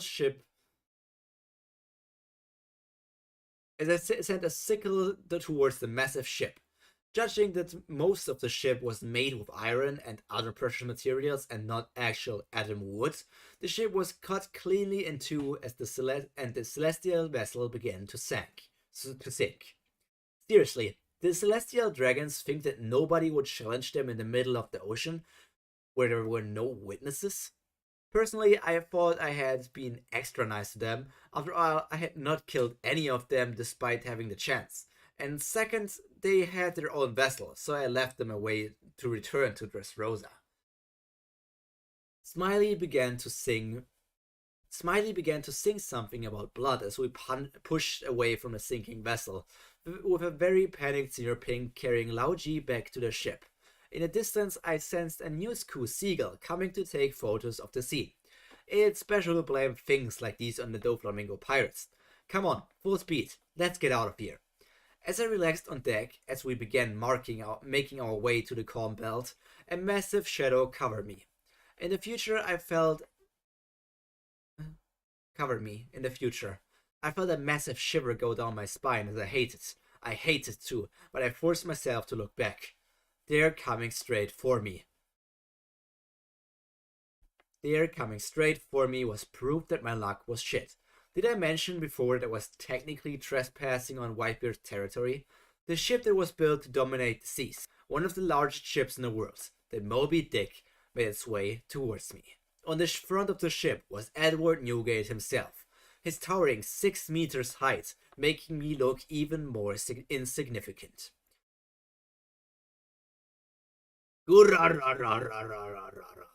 What's Linland's little girl doing here in my sea? Enjoy the chapter. Come on, we all know that Big Mom and Whitebeard would not have a good relationship. I don't know. I don't know. Think about it. Big Mom is like all about family, and Whitebeard is all about family. Big Mom doesn't treat her family all that well, but they have similarities in their thought process. I feel like the Rocks Pirate actually got along quite nicely. I can see Big Mom, Kaido, and Whitebeard having some sort of kinship together. I mean, Big Mom called Kaido like her little brother, so I don't know what sort of connection she would have with Whitebeard. But who knows?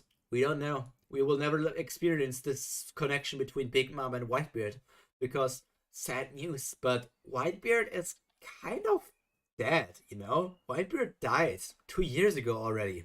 And if you want to know how long ago it was that Whitebeard actually died in the manga, since when is Whitebeard dead?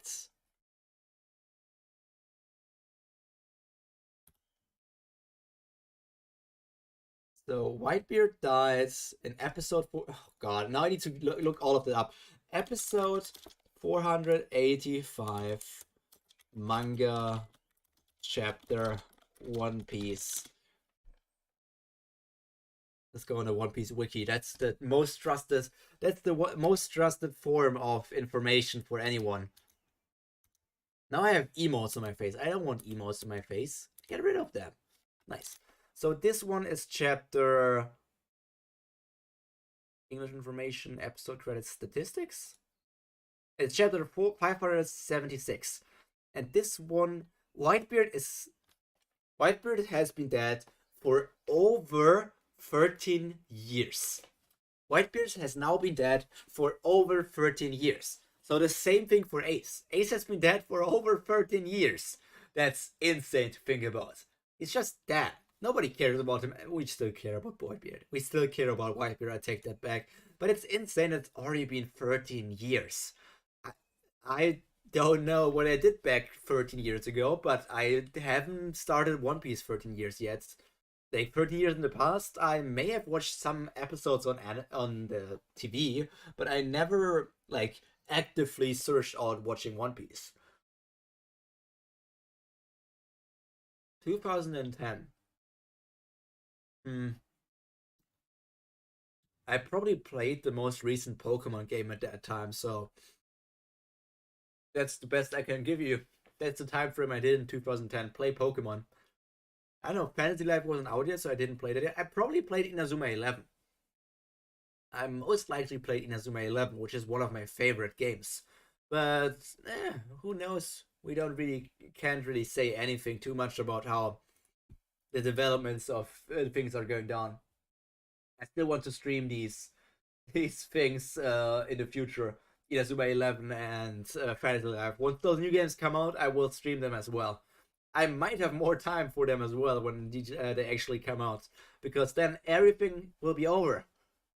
I cannot go full time with YouTube because I still haven't even hit 1,000 subscribers for any sort of monetization, but at least we're getting closer to stuff. Let's get to those 200 subs. So if you see this and want more what if scenario One Piece content, or maybe some content about me just talking about One Piece stuff that I care about, or me reacting to these sort of One Piece fan stories, or as you can see, I already set up a stream for Thursday, which is about me reacting to Tower of God.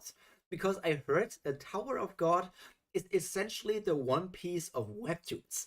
And, you know, I watched the first season of the Tower of God anime, and it was decent, but I can't say that it compares to One Piece just yet. So, reading the Tower of God, oh god, hiccups. Reading the Tower of God webtoon will show me if that webtoon actually can compete with One Piece. I need to get rid of this hiccup. Holy hiccup.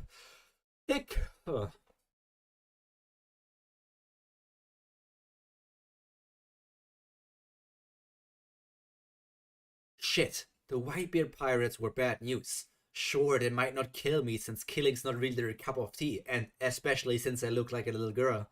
But Big Mom and the Big Mom and the Whitebeard pirates were technically at war with each other. Not to mention trespassing on another's territory without mentioning can be seen as an act of aggression. So sure, the emperors never fought with all they had like how Whitebeard had done at Marineford, yet they had little skirmishes here and there.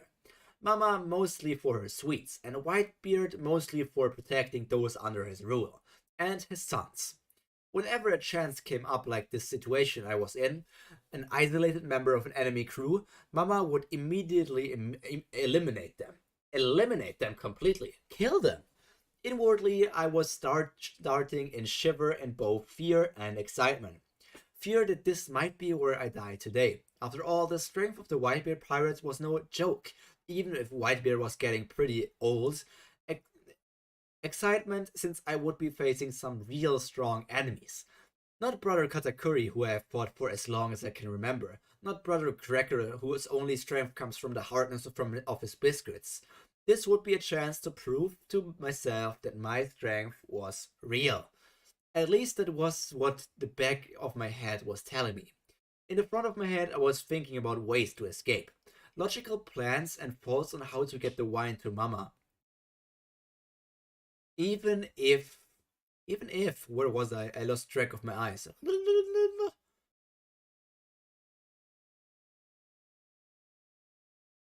Even if it meant me holding back the Whitebeard pirates alone, while my ship makes its way back to the home. The smart chess soldiers would know what to do even if I am not here. I knew that giving the wine to Mama was a priority. She had been looking forward to a good drink for a while now. If I don't give it to her in time, she'll go on a rampage across Totterland in rage, and who knows how many people will die this time. If the shipment is lost, then we'll have no way of stopping her rampage at all. That was why I needed to get this to her at all costs. I looked up to see the massive ship stop right in front of me, essentially forcing us to stop. I decided that if I wanted to avoid trouble, then being nice would be my best chance of achieving that. Mr. Newgate, may I request that you let me pass? I have finished my business here, and I assure you that the only people hurt are those who work for the world government. I would like permission to return home. And why should I do that to an enemy? I wouldn't plan on running anywhere, little brat. You wet my ship, and the soldiers go free, and in return, I won't run.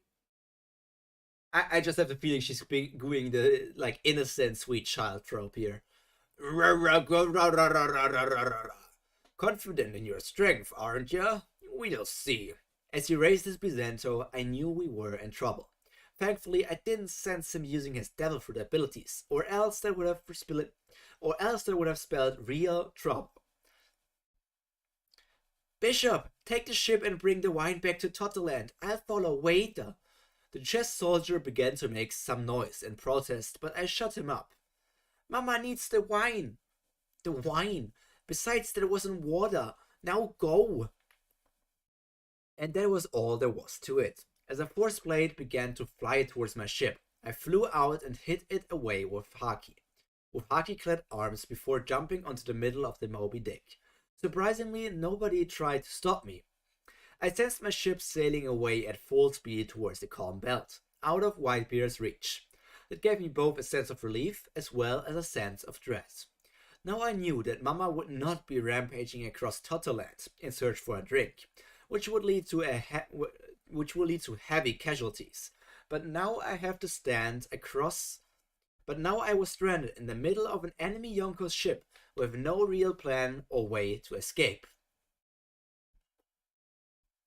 As Whitebeard turned to face me, I thought he would try and say something, but I didn't want to give him a chance. He attacked me already when he sent that force blaze. The more he talked, the more I would be humiliated by his sons.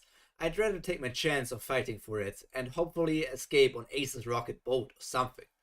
As expected, as I charged towards Whitebeard, the Division Commander tried to intercept me, which was more of a good thing since I'd rather face them than Whitebeard himself. I sensed all 16 Division Commanders on the deck of the Moby Dick, not to mention the massive swirling force which was Whitebeard's. There were also countless other smaller beings in strength, whom I guess were just normal crew members. Most of them were below deck, but some of them were watching the fight from above, I guess the crow's nest. Okay, so you guess you're strong enough to fight against Whitebeard's Division Commanders. So you're saying you're already on Josu's level, or on Vista's level, or on Marco's level?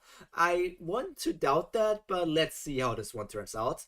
And I'm also 2 years prior to the story. Didn't Ace Journeys only start 2 years before Luffy set out? How fast did Ace join up Whitebeard's? I don't know if Ace was a part of this crew just yet, but he was pretty much about to join, I guess. He was really close to it at least. And here we get Marco. It's not very nice, to go straight for the king, yoy. If it was the king that sent me the blade, then who am I supposed to attack first? A pawn? Marco the Phoenix blocked my way as his arms turned into giant blue flame wings. Behind me I sensed the 3rd Division Commander, Diamond Josu, getting ready to butt in as well as Flower Sword Vista on the ready. I summoned the largest knife I had, a massive boning knife, which I had specifically made for myself. The silver and black blade was 1.1 meters long, and the handle was specially fitted for my small hands. As the blade suddenly appeared in my hands, Marco looked shocked as the haki-clad black blade dug into his shoulders. I had entirely aimed to cut off his entire shoulder, and I almost did just that. as Marco had looked down on me, but, but flower petals prevented me from doing so before I could. Crap, so she's not just a little girl, huh, Yoy? As expected of a phoenix. His wound had already closed up. That was all I had to think about before Vista rushed against me with his two swords. Interesting swordsmanship. May I ask where you learned it? It's a knife, so it shouldn't be knife. So shouldn't it be knightsmanship? It's a mix of multiple arts which have been self-taught. By the way, only experience has led me to handle the knives this way. You know, I just self-taught. I'm just this genius girl. As my right hand held onto the long boning knife, a normal-sized chef's knife appeared in my left. But the grip of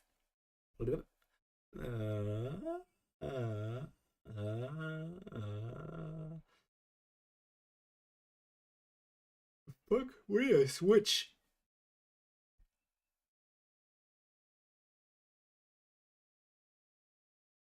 As I felt a cut on my right hip, I knew that facing off against two swords with just one wouldn't be easy. Of course, I could easily overpower him in an instant, but there were still over 10 division commanders to worry about, not to mention Whitebeard himself. I was trying to conserve as much strength as possible, including Haki. As my right hand held onto the long boning knife, a normal-sized chef's knife appeared in my left, but the grip of the knife was changed for a backhand grip. It wasn't what most swordsmen would call honorary, but I didn't give a flying fuck about that.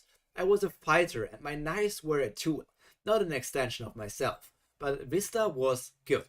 I knew that someone who Mihawk complimented would be an expert, but his swordsmanship was spectacular. And here I just mimicked it. As I used my skill on him, I had an instant understanding of his swordsmanship, and soon my body moved to counter it to the best it can. Sometimes I incorporated his own moves against him. Clang, clang, slice! One of the railings of the Moby Dick got sliced up as I accidentally missed my strike. Vista managed to kick me right in the gut, pushing me back a solid couple meters. Just as I was pushed back, a giant ball of flame came directly to my location. Siddle, siddle! Fire Fist Ace? Oh, so you know me? I would appreciate it if you stay out of my fight, please. Oi, little girl, your fight's not against Flower Boy. It's not you against Flower Boy. It's you against the entire of the Whitebeard pirates. Yeah, tell her, go Sheev, go fetch! No shame in fighting against little girl. Not when you are strong enough to match me, dear. Oh, and also, did we mention that we are pirates? As the floor around me burned, I decided to take this chance to look around. Whitebeard was still there in the front of the ship, just looking and not doing anything else. The other commanders looked wary, but willing to fight, while the non-commanders seemed ready to jump into battle at any notice. I can't fight you all at once, that'll be a bit troublesome. Forgive me, but I must reduce the numbers a bit. Without giving an explanation, I fired off my Conqueror's Haki. I had pride in my Conqueror's Haki, as it was personally trained by Brother Katakuri, who found great delight when he realized I possessed the color of the Supreme King, if anyone can follow a pink aura. Whatever the color was, it did its job. The wicked commanders who were not ready for a blast clutched their heads as they tried to resist the effect, while most pirates were immediately knocked out. There were a few others who resisted, but they were few. The stronger commanders and Whitebeard looked at me with an eye of amusement, as they realized that this was about to get a lot more interesting. You told me this was me against all of you. Bring it. Double chapters, I'm feeling generous. Where to end the story? Into Infinity. Cheesecake is good, and I like that one right now. I feel like okay. I mean, it doesn't. Wait, no. You will be redirected. I still want to read. Oh, people want to let it go forever. I don't like that going forever. So we're still here. So Ace is in the ship, which I don't know timeline-wise, but it's fine for him. She should be a really new member, so there's no way that Ace is instantly a commander. So I don't know. And I'm not the biggest fan of Syrup just using. I mean, we knew that Syrup had Conqueror's Haki, but Syrup knocking out like a big part of Whitebeard's crew of her Conqueror's Haki actively is just weird. Like her Conqueror's Haki wasn't leaking out like Shanks was just walking by and some people like got knocked out, but it's still, that's my problem with OP characters. She's just OP for being OP, and so far I don't see where the story is going because Syrup is just, she's just doing Big Mom's tasks and she's not doing really anything. The story didn't really progress anywhere just yet, so we need to see how this progresses. Uh, there's a lot to read there. Holy sheesh, my Discord is going crazy. Crazy, I say. It's a private Discord, by the way. I don't have a public Discord just yet, but maybe once the Pyromaniacs, which I guess I can call you that, once we grow even bigger, even more of you crazy people in here, I guess we could maybe get a Discord in the future. But right now, I feel like it wouldn't really be worth it. So let's just say we continue like that and go wherever the story might take us in chapter. Which would it be? Chapter.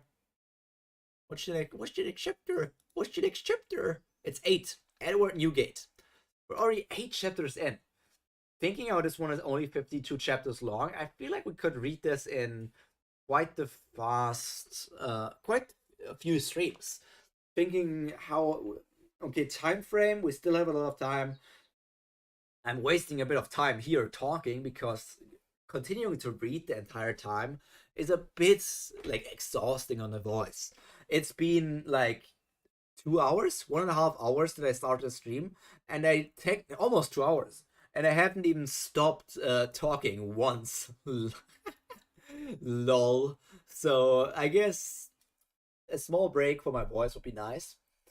That's why people who react to anime sometimes go quiet and can actually just relax their voice. So I'm going to drink something, and then we can continue with chapter 8.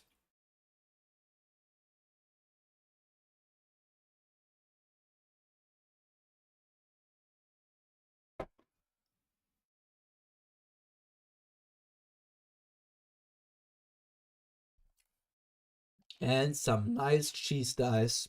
I love cheese, man. Cheese is like the best thing humans invented. And people who are lactose intolerant, you're just weak, bro. Just get yourself some nice cheese and enjoy it. I would totally write an isekai story, which is just called Reborn in a New World as Cheese. I don't know how that would go, but Reborn as Cheese sounds like pretty much the best story that could ever exist. I think that could even surpass One Piece. It could surpass Berserk. It could surpass even the stories created by great authors like Tolkien or Goethe. All these people, all of these people can be surpassed by cheese, cheese, cheese. Okay, do I still have one more cheese? One more cheese, and we will continue. You don't see me eating cheese because I'm a VTuber, but I'm eating cheese. Look at me eating cheese. Yum, yum, yum. That's hard eyes for cheese. That's money eyes if you give me money. That's sad money eyes. And this is the cheese enjoyer eyes. Look at my cheese enjoyer eyes. I really need to remember where the different emotes are. This is free. Look at me.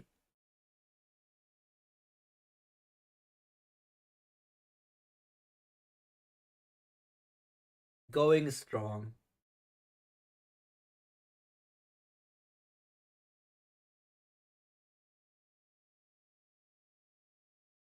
Okay. Let's continue now. She's stuck in my throat, but I still love it. Okay. Chapter 8. I couldn't afford to go easy on them anymore. Not that I wasn't trying my hardest against Vista. The Whitebeard pirate commanders were nothing to scoff at, even if they seemed much weaker than the ever sweet commander. Of course, there were a few exceptions like Marco, Josu, and Vista, and possibly Teach, who is not a commander. Yeah, I hope those were stronger. I think Marco could take on all of them at the same time. I don't know.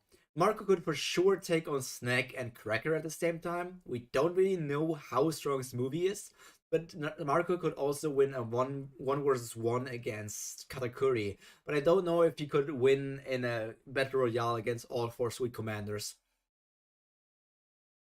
But most importantly, I had no way of escaping. There was nothing but the open ocean around me, and if I was going to go down, I was going to go down fighting. Rule number 1. If an enemy is down, make sure they don't get back up. To me that meant going after the weaker commanders first. If I could just avoid all of the stronger ones trying to get to me, that would be easier. There was no way I could hold back on using Haki now. The 16 division commanders surrounded me, each holding onto their signature weapons. But are they dumb? 16 people and a quarter of them holding guns in close quarter. They were basically just asking me to make them friendly fire. I activated my observation and rushed to the closest commander holding a pistol. As she fired at me, she? Wait, there's only one she commander, or is Whitey Bay even a she? No, Whitey Bay is a she for sure. Or she's not a commander, right? She's just a subordinate. She's not a commander.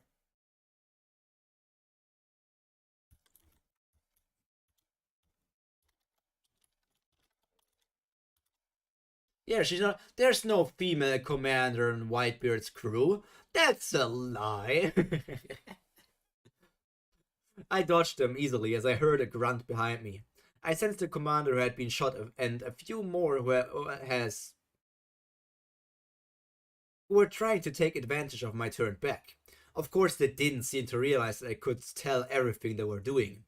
They should be able because they were also a commander, so that they should know how observation haki works. I grabbed the barrel of the gun and kicked it away before I grabbed her by the shoulder and performed a judo flip on her into the deck of the Moby Dick. I then realized that an atom wood deck to the face does more damage than I realized. However, I didn't have time for that as I raised her semi-conscious head as a meat shield for Sprint, another division commander. Wait, was the pistol holding a... Okay. Wait, was the pistol holding girl a guy? I think I heard that Izo was a crossdresser. Well, whatever his fetish is, I want pride. Izo is a guy... Oh, I don't know, is this a joke? Did I miss the joke? Did I miss the joke that they called Izo a girl? But Izo isn't a girl. Like, he has a sister, and yes, Izo has a lipstick, but that doesn't make him a girl. Izo very much looks like a man. That's stupid. As he came face to face with a meat shield, he came to a sudden halt, in which I used to use Soru right to his face. Just as I was about to move past him, I covered my left knee in armament haki, which collided straight to his face as he was sent flying into the ocean. If he's really a commander, then he should be fine. The next few minutes was a mess of blades, guns, and flipping. My years of fighting so many different martial artists came in handy as I avoided their blades and made them face each other, which obviously made them hesitate. Due to this predictable behavior, I didn't need to use Future Sight yet. So you have advanced armament, advanced observation, and you can fight against all 16 commanders of Whitebeard at the same time? You're pretty much Yonko level. You would put up a better fight. You could defeat King. You put up a better fight against fucking Kaido compared to Luffy before he got all of his training. You're 12 years old and you're stronger than a 19-year-old Luffy before he got his Sun God powers. Holy shit. I kicked Ace away just as he was trying to punch me with a flame-covered fist before I grabbed him by the arm and shoved his still-lit hand into someone behind me. I heard a muffled scream, but I didn't give it a chance as I kicked back without looking at who it was. You Logia make horrible meat shields. Ace only gave a muffled scream before being thrown out into the sea. I was getting a bit too hot to continue holding onto him. It's been 30 minutes in a complete mess as the commanders fell off one by one, which in reality was a bad thing for me as now the fewer commanders can coordinate their attacks. To be honest, they were more like sampling me, testing me one by one to see how I fight, where I was unable to make a decisive strike on anyone. So it's you three again. Diamond Josu, Marco the Phoenix, and Petal Sword Vista. Is that his actual title? I never heard Vista's actual title, I think. The strongest of the Whiteboard? Is that. Are you. If that's like intentional and you're making a fun of Whitebeard, that's cool. But if it's like autocorrection, you should have noticed that the Whiteboard Pirates. We do love the Whiteboard Pirates. You're pretty strong, little miss. I didn't know that the old hag had a child like you. Ever heard of this one, Pops? I've heard rumors.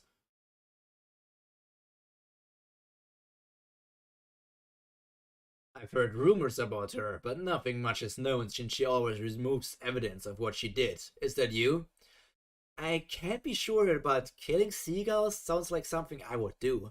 Not as good as chicken, but birds are birds. Jesus, why would you do that, Yoy?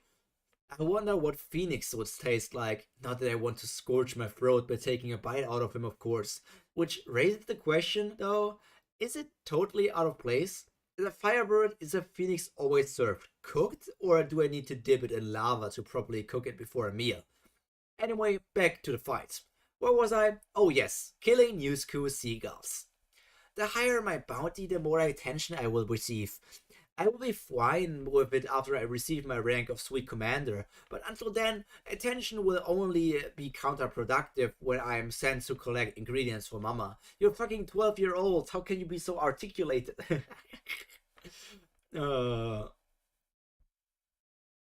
why are you even fighting here? You're the Moby Dick surrounded by my sons. If push comes to shove, don't think I won't interfere. Which is exactly why I've been taking care not to kill your commanders, Whitebeard. As second your son are fighting me is a second not chasing my ship. Is that wine really that important to you? To me? No, I'm not even allowed to drink alcohol yet. You are pirates, you can drink whatever you want. But to people at Totoland, that wine is a matter of life or death. I can't have it lost or destroyed at your hands. To me? No, I'm not even allowed. Oh, fuck yeah. Hey, we might be pirates, but we ain't like your mom. We don't plunder things from people who need them. That might be so, but we are enemies, are we not? Last I recall, there was no agreement for ceasefire between Big Mom and the Whitebeard pirates. So, little miss, are you going to fight for the death? Are you really ready for that? No, I don't want to die or be caught captive, nor do I want to surrender or lose or escape with my tails caught between my legs. I am Charlotte Syrup, daughter of Big Mom, and I will have you recognize my strength. That was a total bluff. I knew I couldn't win, and I would much rather be beaten up and run away than fight to the bitter end against a group of enemies I had no chance against. Still, if I knew about Whitebeard, he should have a soft spot for children of the sea like myself. Hopefully, I wouldn't die. Talking any longer would just be counterproductive. I had a very basic plan which would probably not work. Beat up as many commanders as I can and escape while they check on each other. But maybe things won't be so easy. The air around the three commanders changed as they surrounded me. This time I felt real bloodlust. They weren't taking me as Big Mom's little girl anymore, but rather an enemy, a rival. Did I go too far? Oh no. Marco's fire rushed past me as I tilted my head to dodge, just as Vista's blade scraped my right arm. It stung a bit, but I carried on. As Joseph was getting near me, I clad my entire head in armament and headbutted him back long enough for me to escape the pinch they wanted me in. Marco burned in blue flames as he transformed completely into his phoenix form and flew up into the sky. Vista also stopped. Vista also stepped back as his petals began to surround him. Vista doesn't have a devil fruit. I think the petals are just like a symbolization like we see in Wano. I don't think he has like a Sakura devil fruit or something. I don't think that they can surround him. But whatever you say, offer. Jozo, on the other hand, rushed back at me, trying to hold me in place while they attacked, trusting his diamond-hard defense would keep him from harm. I quickly used observation to search the deck and found what I was looking for. I used Sorrow to go right next to a knocked-out fetch who had been holding Seastone handcuffs, which I grabbed with my suddenly somehow gloved hands. It was a pretty light plank, but I knew it would do the job. So, you're saying me that you can Sorrow away from not only Jozu, but also Vista and Marco. There's no way that would work. They wouldn't just let you get away. You would get stopped and knocked back before you can get even close to fetch, but whatever. Oh my god. I sent Haki into the Seastone cuff and brought it down on Jozu's half-diamond face as he crumpled. As Marco began to dive down towards me, I sent a Rankyak, a sickle kick, followed by a hidden force blade coated in light Haki. What's a hidden force blade? And what's light Haki?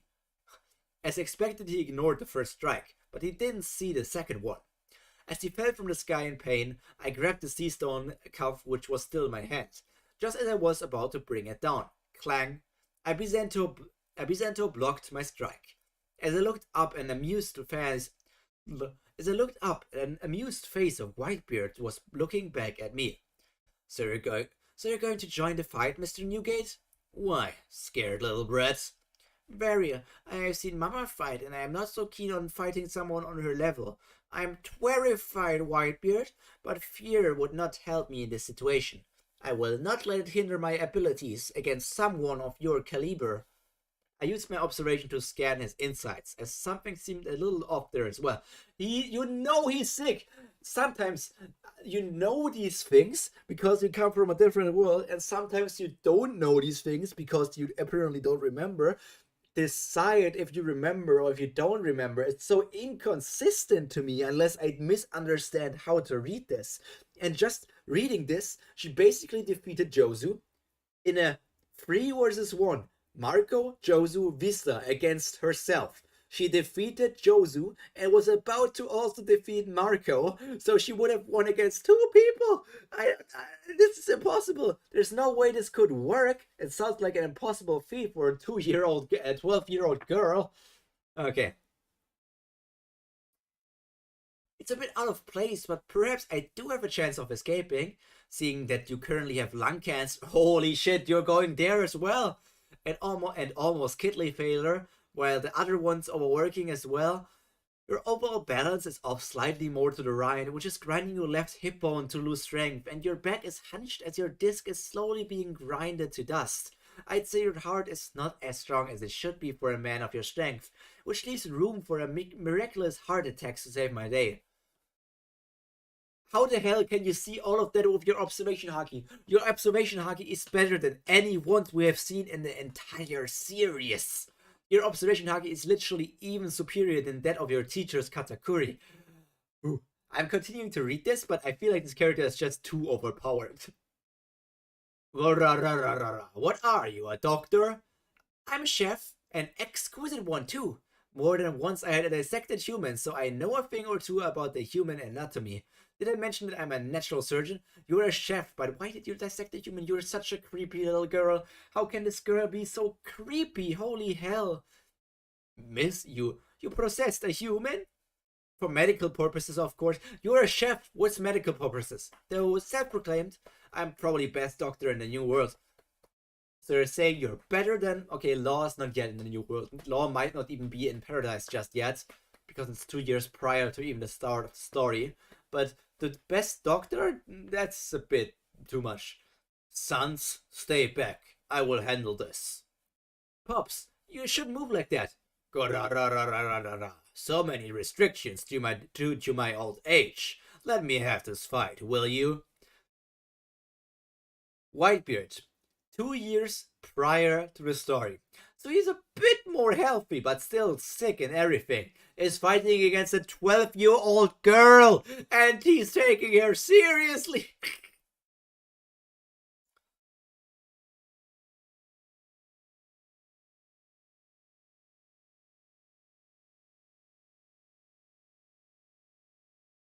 I overread this part, by the way. I jumped back and faced Whitebeard, him in front of me, Marco flying above me and Vista behind me. Thankfully Josu was still knocked out, cold, but the others were starting to stir and looking like they wanted to get back into the fight. Fighting me will decrease your lifespan. I'm sure you have more important things to do than spending your time against an enemy soldier. Nice try, Brett, but the safety of my sons comes first and foremost. Then I will fight you with all I have. It would be dishonorable to fight a Yonko without giving my all. You mean you say you held back, Yon? I tried not to get Whitebeard's attention by eliminating one of you, and making it seem like I was having a hard time, but it seems like I can't trick his eyes. Brett, I can tell when someone's going easy. You did put up a good act. You almost got me. Almost.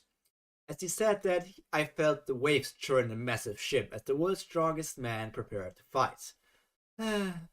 I lowered my expectations for this fight. I just hope I'm coming out of this in one piece. As the massive 6-meter man raised his fist, my future sight roared to life as I tried to look at where he would hit. Usually, the stronger an opponent is, the harder it is to predict where he would strike. But thankfully, Whitebeard was slower than I thought. Most of his strong attacks were area of attack, AoE. AOA?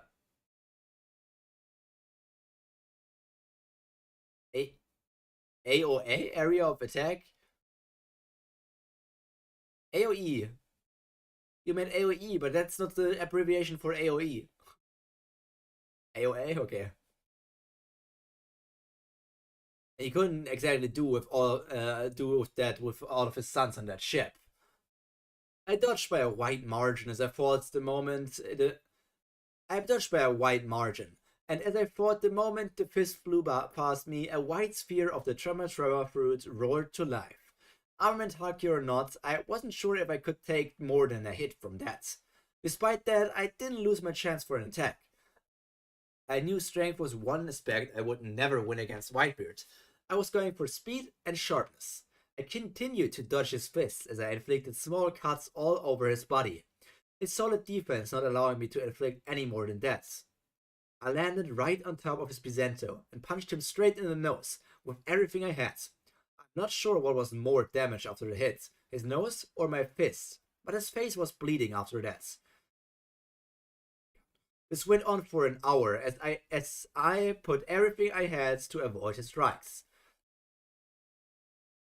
My god, looking moments into the future to see where he will strike. His slowness, relatively, was my only saving grace. Despite knowing that I needed to give everything I had. I refused to attack his back, even though I ran behind him a couple of times. I need to make sure his honor was protected. It would be a shame to inflict a wounds which someone can misunderstand as a sign of cowardice. I knew how important that was to him. Normally you act like you don't care about that stuff, but suddenly you care about it? That's weird. I was beginning to think I can drag this on for a couple more hours until I realized something was off. I realized too late. All of Whitebeard's son had moved onto another smaller ship in the back, while I was busy focusing on Whitebeard. Just as the last man changed ship, Whitebeard gripped the air as the world began to tilt. Thanks to you for reading and hope you enjoyed this chapter. Love reading, comments and all. Favorite drink? I don't care. Okay. You're saying me, a 12-year-old girl managed to fight against Whitebeard for hours upon hours and also managed to make him bleed, not only in the face, but also make multiple cuts on himself. So she did. It's unimaginable how a 12-year-old child could do that. That's just too much for my sense. OP character be all end all, but that's just too much. You need to know, if you make it like that, you're basically saying that your character is already on a level where only Yonkos can compete with her. If she's like that with Whitebeard, the only able to compete with her are other Yonkos. And this is 2 years before the story of Luffy starts. So 4 years before Luffy becomes the Sun God. And 4 years before Luffy becomes the Sun God, Even if he becomes the sun god, she can literally one-punch him probably. I don't know. I don't know how to feel about this one, Chief. But let's go to chapter 9. Chapter 9. Let me take a relaxing second and think about something else. So this is so far the story. I mean, the story has not been bad. It's just that I feel like I'm not the biggest fan of OP stories, and this one, it said it was well balanced for OP. I don't see how.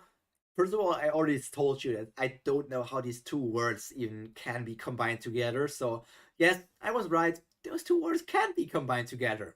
And even now, we still haven't got a confirmation of what her devil fruit is. I don't know if, like, most of the things where she gets things like out of her inventory, like the knives, the kitchen knife, the boning knife, I think it's called, and also like some sort of gloves that she can touch sea stone. Which, why did she need to wear those gloves? I think she was immune to sea stone. That was a thing. So why did she even need those? What were the stones? I I'm not sure what exactly is going on, but there's a lot going on, and I would just like to know the name of the devil fruit, because imagine this.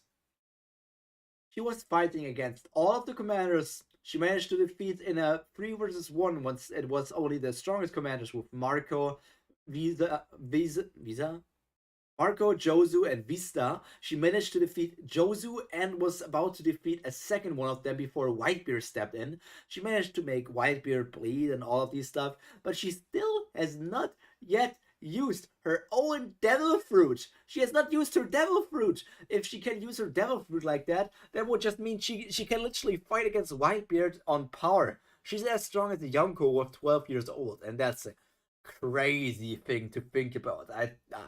I don't know if I like that. Anyways, we're 9 chapters in. Let's go to the index for a second. Fiction page. Let me just go there. I want to see again. So we're on chapter 9. Chapter 36 says end, so maybe that's the end. I don't know what this alternate ending. Jesus chapter for sequel. Sequel is up. Biggest smaller gate is a big mom gate, opening of the gate. I don't know what these are. They seem more like spin-offs. Let me check the author if they're knowing a new work, which is apparently they're writing a sequel. Let me check that. Fiction. Justice in the One Piece world is finished. Liberty in the Overlord universe is a different one. Boku no Hero Academia.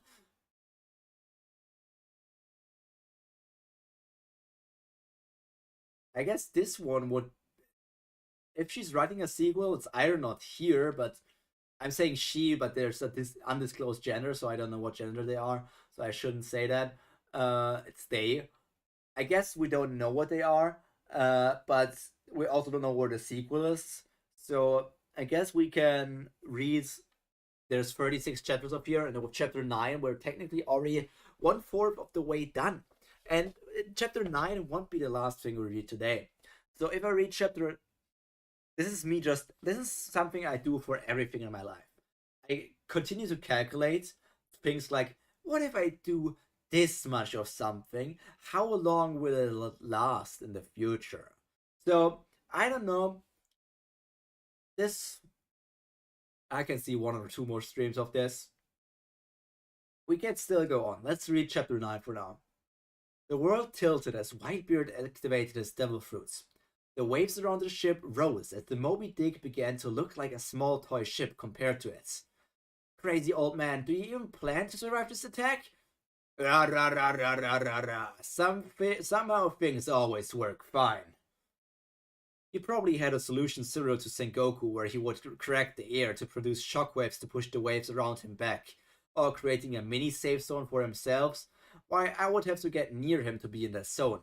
He would surely get me if I stayed close to him for so long, but if I didn't, I looked at the towering waves of water as it threatened to capsize the massive vessel. I looked back and saw Whitebeard smiling smugly. one hand still gripping the cracked air as he brought the ever-large wave above and directly above the ship. His other hand was also encased in a white sphere as he prepared for both close combat as well as to defend himself from a massive tsunami. I looked at the wave in shock until he let go and the water began falling down. Ra ra ra ra ra ra ra. Looks like you really are planning to die. Or do you perhaps have a plan for this as well? Honestly, I didn't like using my devil fruit. I knew it wasn't time to be cocky, but my devil fruit was addictive. The devil fruit was like the lure of a Big Mac. My attempt at a diet in my was like the lure of a Big Mac during my attempt at a diet in my past life. But sometimes desperate times call for desperate needs. In your past life, you were a Michelin star chef, apparently. I don't think a Michelin star chef would really enjoy eating a Big Mac. But that's just me. So Cyrip whispers, "Cube." A small cube formed in the palm of my hand before expanding. It expanded outward until it covered approximately half of the Moby Dick as the wave came crashing down. There will be no water in my kitchen. As the water passed through the transparent barrier, the water first dissipated into mist and then nothing. Whitebeard himself looked shocked, as he did not expect an ability like that. I have consumed the kitchen no mi. I direct superior of the OP no mi.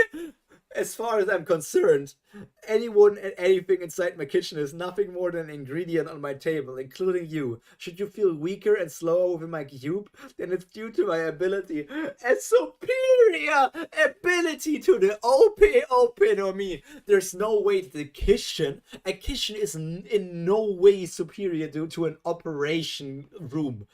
An operation room is like, I mean, yes, I don't know. Would it be superior ingredients, cutting things? I mean, she would have the same cutting abilities. I guess instead of room, it would be a cube. But it just feels weird. You just want to have the most OP devil fruit that you randomly found on a journey. Oh my god, my brain. I need to watch some, I don't fucking know, what was his name? Peter Grill and the Philosopher's Zone. That one makes more sense than this story at this point. Let me go to Peter Grill and his harem of monster ghosts that want to make him NTR his wife. Holy shit. What an interesting ability, Bretts. As the world returned to normal, I saw the shocked expressions of the others on the other ship as they realized I was totally fine. I'll be attacking first then. Mise en place. I ran towards him and began to slice at every open skin that Whitebeard showed. Unlike before, this time I made deeper cuts all over his body. Red cross marks appeared as my knives slashed over his open skin. As his chest got covered in haki, I was forced to stop my slashing, but that didn't mean I couldn't attack. Skewer! The chef's knife I was holding turned into a utility knife. As a haki-covered tip impaled itself into Whitebeard's arm. He grimaced as he showed pain, but I wasn't done. Frenching! Enhancing my devil fruit, the knife forced its way upwards into the arm, cutting in through hard muscle and into the fat. Whitebeard's other fist was raised as he prepared to punch me with whatever he had ready. Kai Shin! The world starts to crack. I let go of the knife and left it buried in his arm as I prepared for my own strike against him. You just dodged his attack? Where is the impact on you? I let go of the knife and left it buried in his arm as I prepared for my own strike against him. I turned the cleaver onto its handle and met his strike head on. Mince. Crack, crack, crack, shatter. My cleaver broke into tiny pieces, but I succeeded in pushing Whitebeard back? Oh my god! I sorrowed back to the arm where the utility knife was still buried and continued. Me cure. Kitchen term for purifying of sauce. I'm just saying this. I am writing a fan fiction You know, Shadow Piece, if you've been on this channel or if you looked at my channel while this live stream has been ongoing, I am writing a story called Shadow Piece where Maria is the protagonist of the story. And let me tell you, I made Moria stronger because obviously he's the protagonist and he had to be stronger to get his revenge against Kaido. But even my Moria, my child Moria, who is technically a god, couldn't compare to this child and her kitchen fruit. Holy shit. She's pushing back Whitebeard at 12 years of age. Whitebeard groaned as salt appeared in his wounds, and the moisture from his wound made it even worse. As I took out my knife, his left arm dangled from the side as the nerves that held it together were sliced as well. Gurararararara, you have a dangerous devil fruit there, missy. I could feel the weakness in my limbs right now. Pops! It comes with its share of consequences. There's no such thing as a perfect devil fruits. Perhaps, but I think fighting you any longer will be too dangerous for both myself and this ship. You'll let me go? I sounded a little more hopeful than I wanted to sound. No, I'll end this now. Tenshi, Meido! For a moment I was in confusion as the ground disappeared under me, until I realized that the ocean itself was pushed down for me to lose my ground. As I looked back up, a black blade covered in a white spear was headed straight for my face. Panflip! Up became down as Whitebeard was suddenly aiming at my feet. I easily dodged, but not before doing another thing. Grill press! As if a massive invisible giant spatula was pressed against Whitebeard. His face crashed into the deck of the Moby Dick with so much force that a hole was formed, and the ship was made out of Adam wood. How hard is your head, old man? Jones, you didn't even cover it with haki. I headbutted away Gob's fist with this head of mine. It can take a few hits, not to mention your cotton candy fists.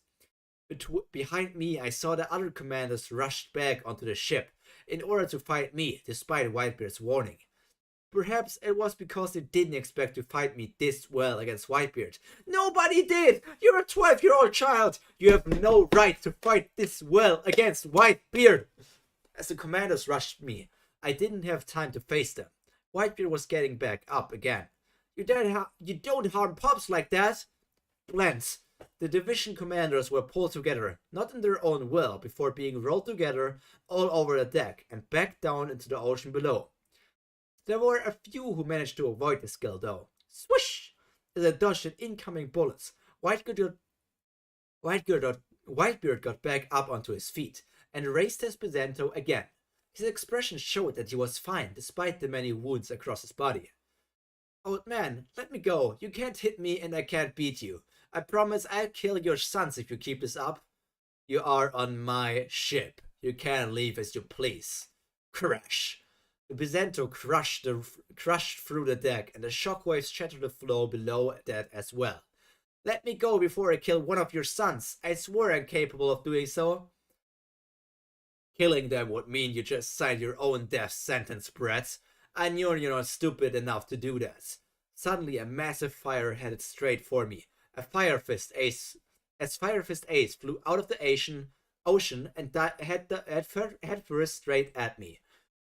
At this point, yes, Whitebeard didn't manage to land a single hit on Syrup. And Syrup managed to make one of his arms unusable and managed to make him bleed in multiple spots of his body. So if this went on, Syrup would win against Whitebeard. Currently, Syrup is the strongest person in the world. As the fire began to cover me, I yelled, "Heat manipulation! Cool!"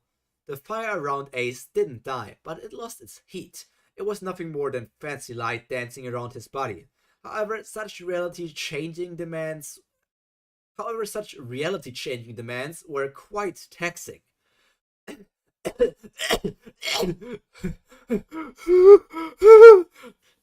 What? Punch! I smacked Ace straight out of the cube again before he decided to attack me while I was down on one knee. So a stamina-based ability is it? It's better than an ability that can't distinguish between friend and foe. Quite ironic since your crew is based on the idea of family, is it not? Let me get something to drink.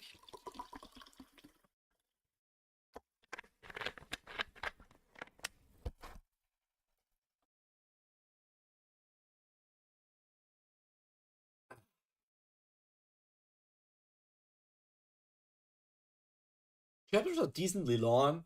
I like the length of the chapters.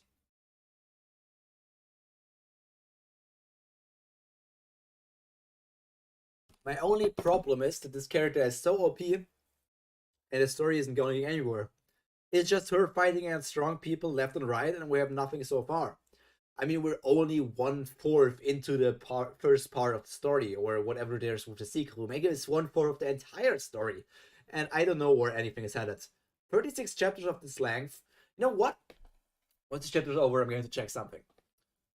It was meant as a provocation, but obviously Whitebeard would not fall for something like that. You need to work more on your insult spreads. A kid like you spouting insults looks nothing like more than an angry bunny.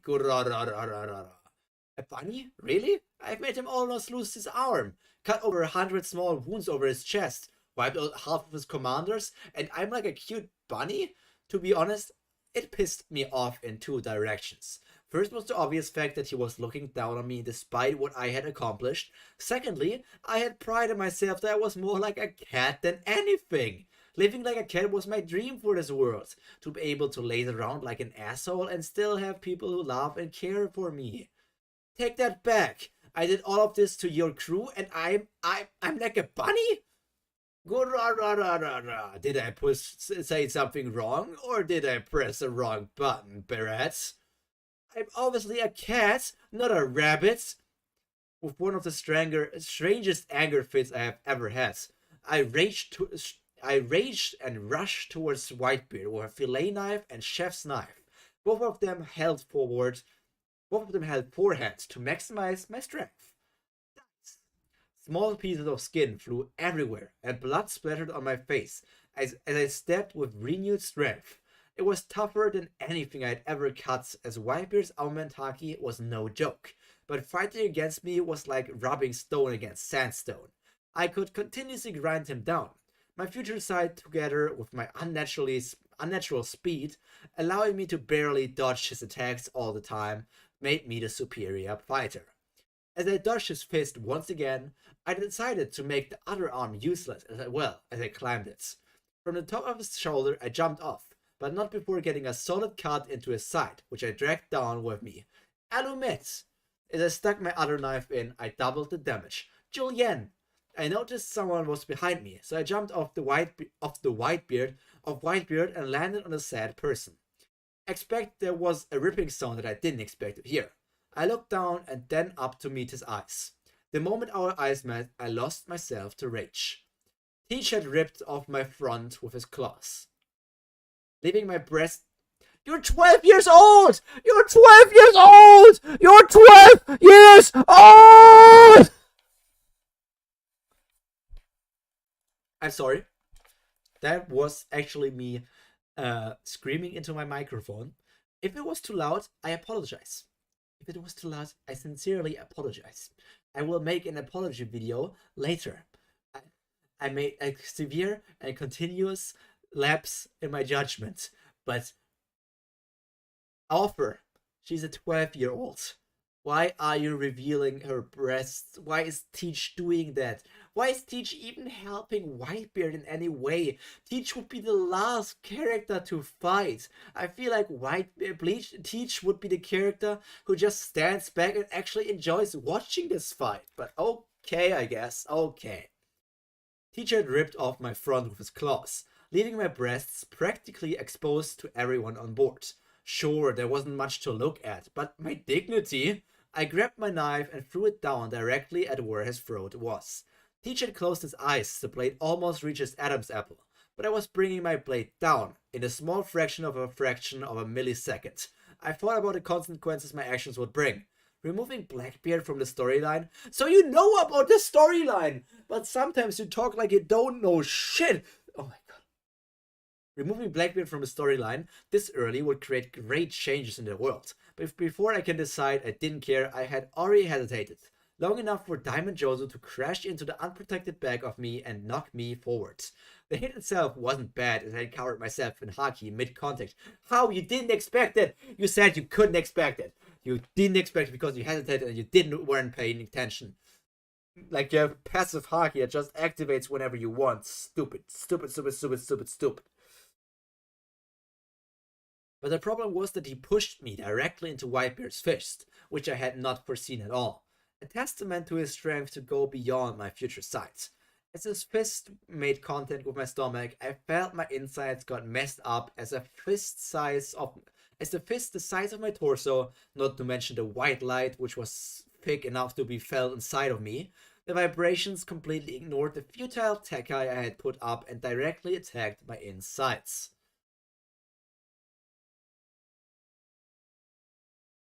Before I knew it, I had crashed into the other side of the ship. The Devil Fruit ability down, and I could barely keep up my observation. I felt blood, my blood, leaving from stomach, mouth, and a few other places as well. I knew slipping into unconsciousness here would be suicide, but closing my eyes right now seemed like such a comfortable thing to do.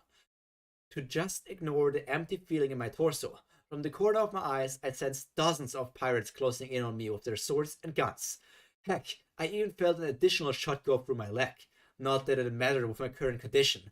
As a hazy figure raised his blade above me, a blast of fire covered my view, and in front of me, with his arms spread wide, his back to me was Fire Fist Ace? I croaked out with my voice. He turned and faced me with a look of pity on his face. Why?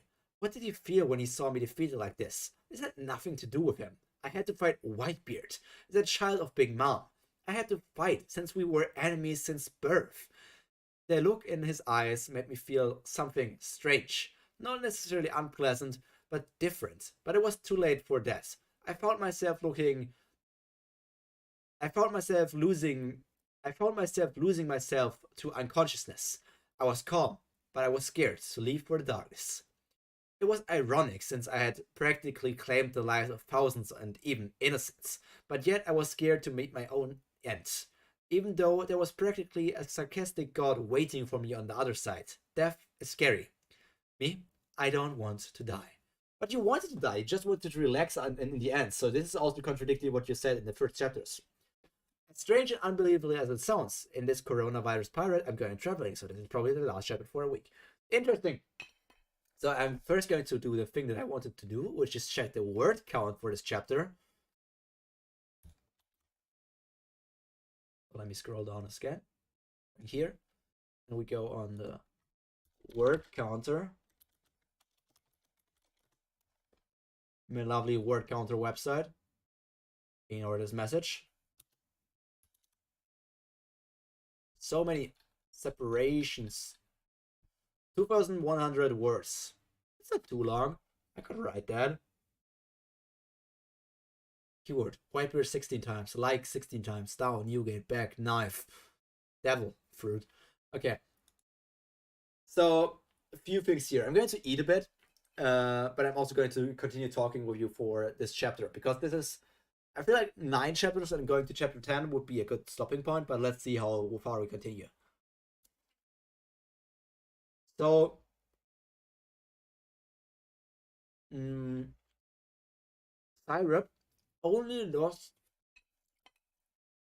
Syrup only lost the battle against Whitebeard because she was thinking about the consequences of maybe killing Blackbeard for the story. And then Blackbeard exposed her 12-year-old breast, which is so fucking weird. And then Jozo ran into her, and then she got hit by Whitebeard for the first time. And all these hits combined were enough to basically knock her out. Which is interesting, but I'm still wondering how basically this 12-year-old girl was able to take on the entirety, well, not the entire fleet, but 16 commanders of Whitebeard, the strong commanders and all these other things, by herself, also do damage with Whitebeard, who could probably give him more scars on his front and several scars on his arms, because she basically said she made his left and right arm useless unless they recovered for some reason. Um, and what consequences would that have if both of his arms were used? No, it doesn't even make sense that Whitebeard could punch her. She said that both his arms were massacred so hard by her blade skills that Whitebeard couldn't move his arms anymore, or shouldn't be able to move, because you cut the muscles and all the other things. So I don't know how this worked, unless Whitebeard somehow created some sort of muscle fiber stuff out of hockey, which is like a really interesting concept, but I don't think that's where you went with that.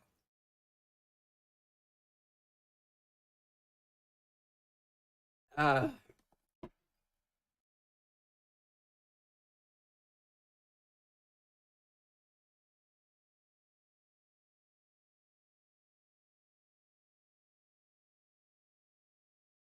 Let me do something real quick in preparation for something that will happen in the short future. There are a lot of things that I need to look and take control of. So, first of all, I'm going to go right here on my YouTube studio.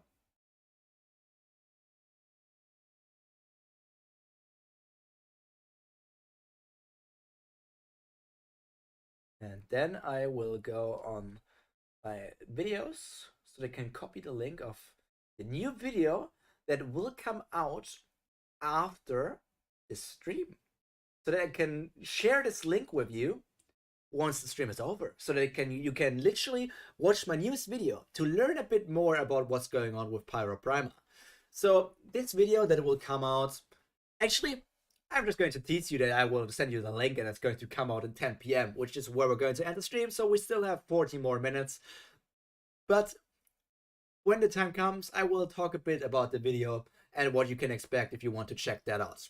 But I guess reading one or two more chapters is still in the realm of possibilities. But you know what? I have a small bladder, so the next thing we're going to do is another small toilet break for the next 2 minutes or something. You can already read a bit ahead. I mean, I have the link for the entire thing also in the description down below. So if you want to go check the description out, you can do that as well, to maybe read ahead and tell me and spoil me. Please don't spoil me. I hate spoilers so much. So please don't do that. But anyways, I need to check out the toilet. That's the place where I need to be.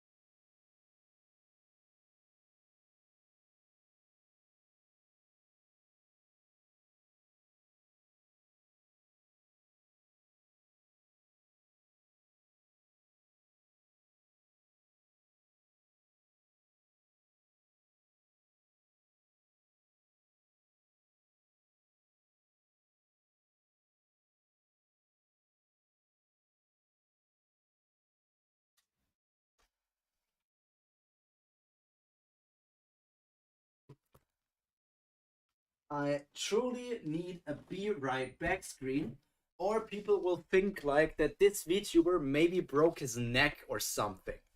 Uh, you shouldn't be. How far are we into this?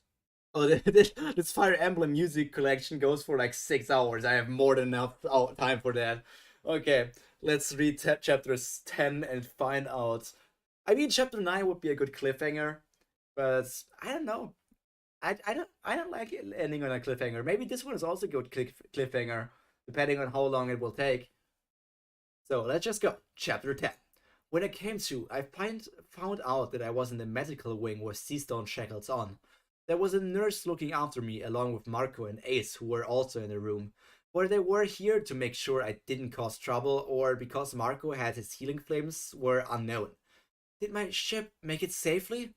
Jeez, girl, you know we didn't have any plans on chasing it in the first place, yoy? So, yes, your ship safely escaped our territory flying that flag. And flying that flag, I would expect that they made it safely back home as well. Thank God. By the way, Whitebeard went easy on me, didn't he? I'm not sure. If you fought him on an island, I'm sure you would have been obliterated immediately, but on our own ship, you gave him one heck of a fight, where he couldn't use his abilities as much as you wanted to. I fought a Yonko. I bet Brother's going to go ballistic if I tell him what happened. You almost died, you know? If Ace hadn't stepped in on one of us might have actually killed you. It had to be, didn't it though? I'm a member of Big Mom Pirates sailing through your territory, taking something that technically shouldn't belong to you, though I did steal it from the Celestial Dragons who were in the process of being robbed by Doflamingo.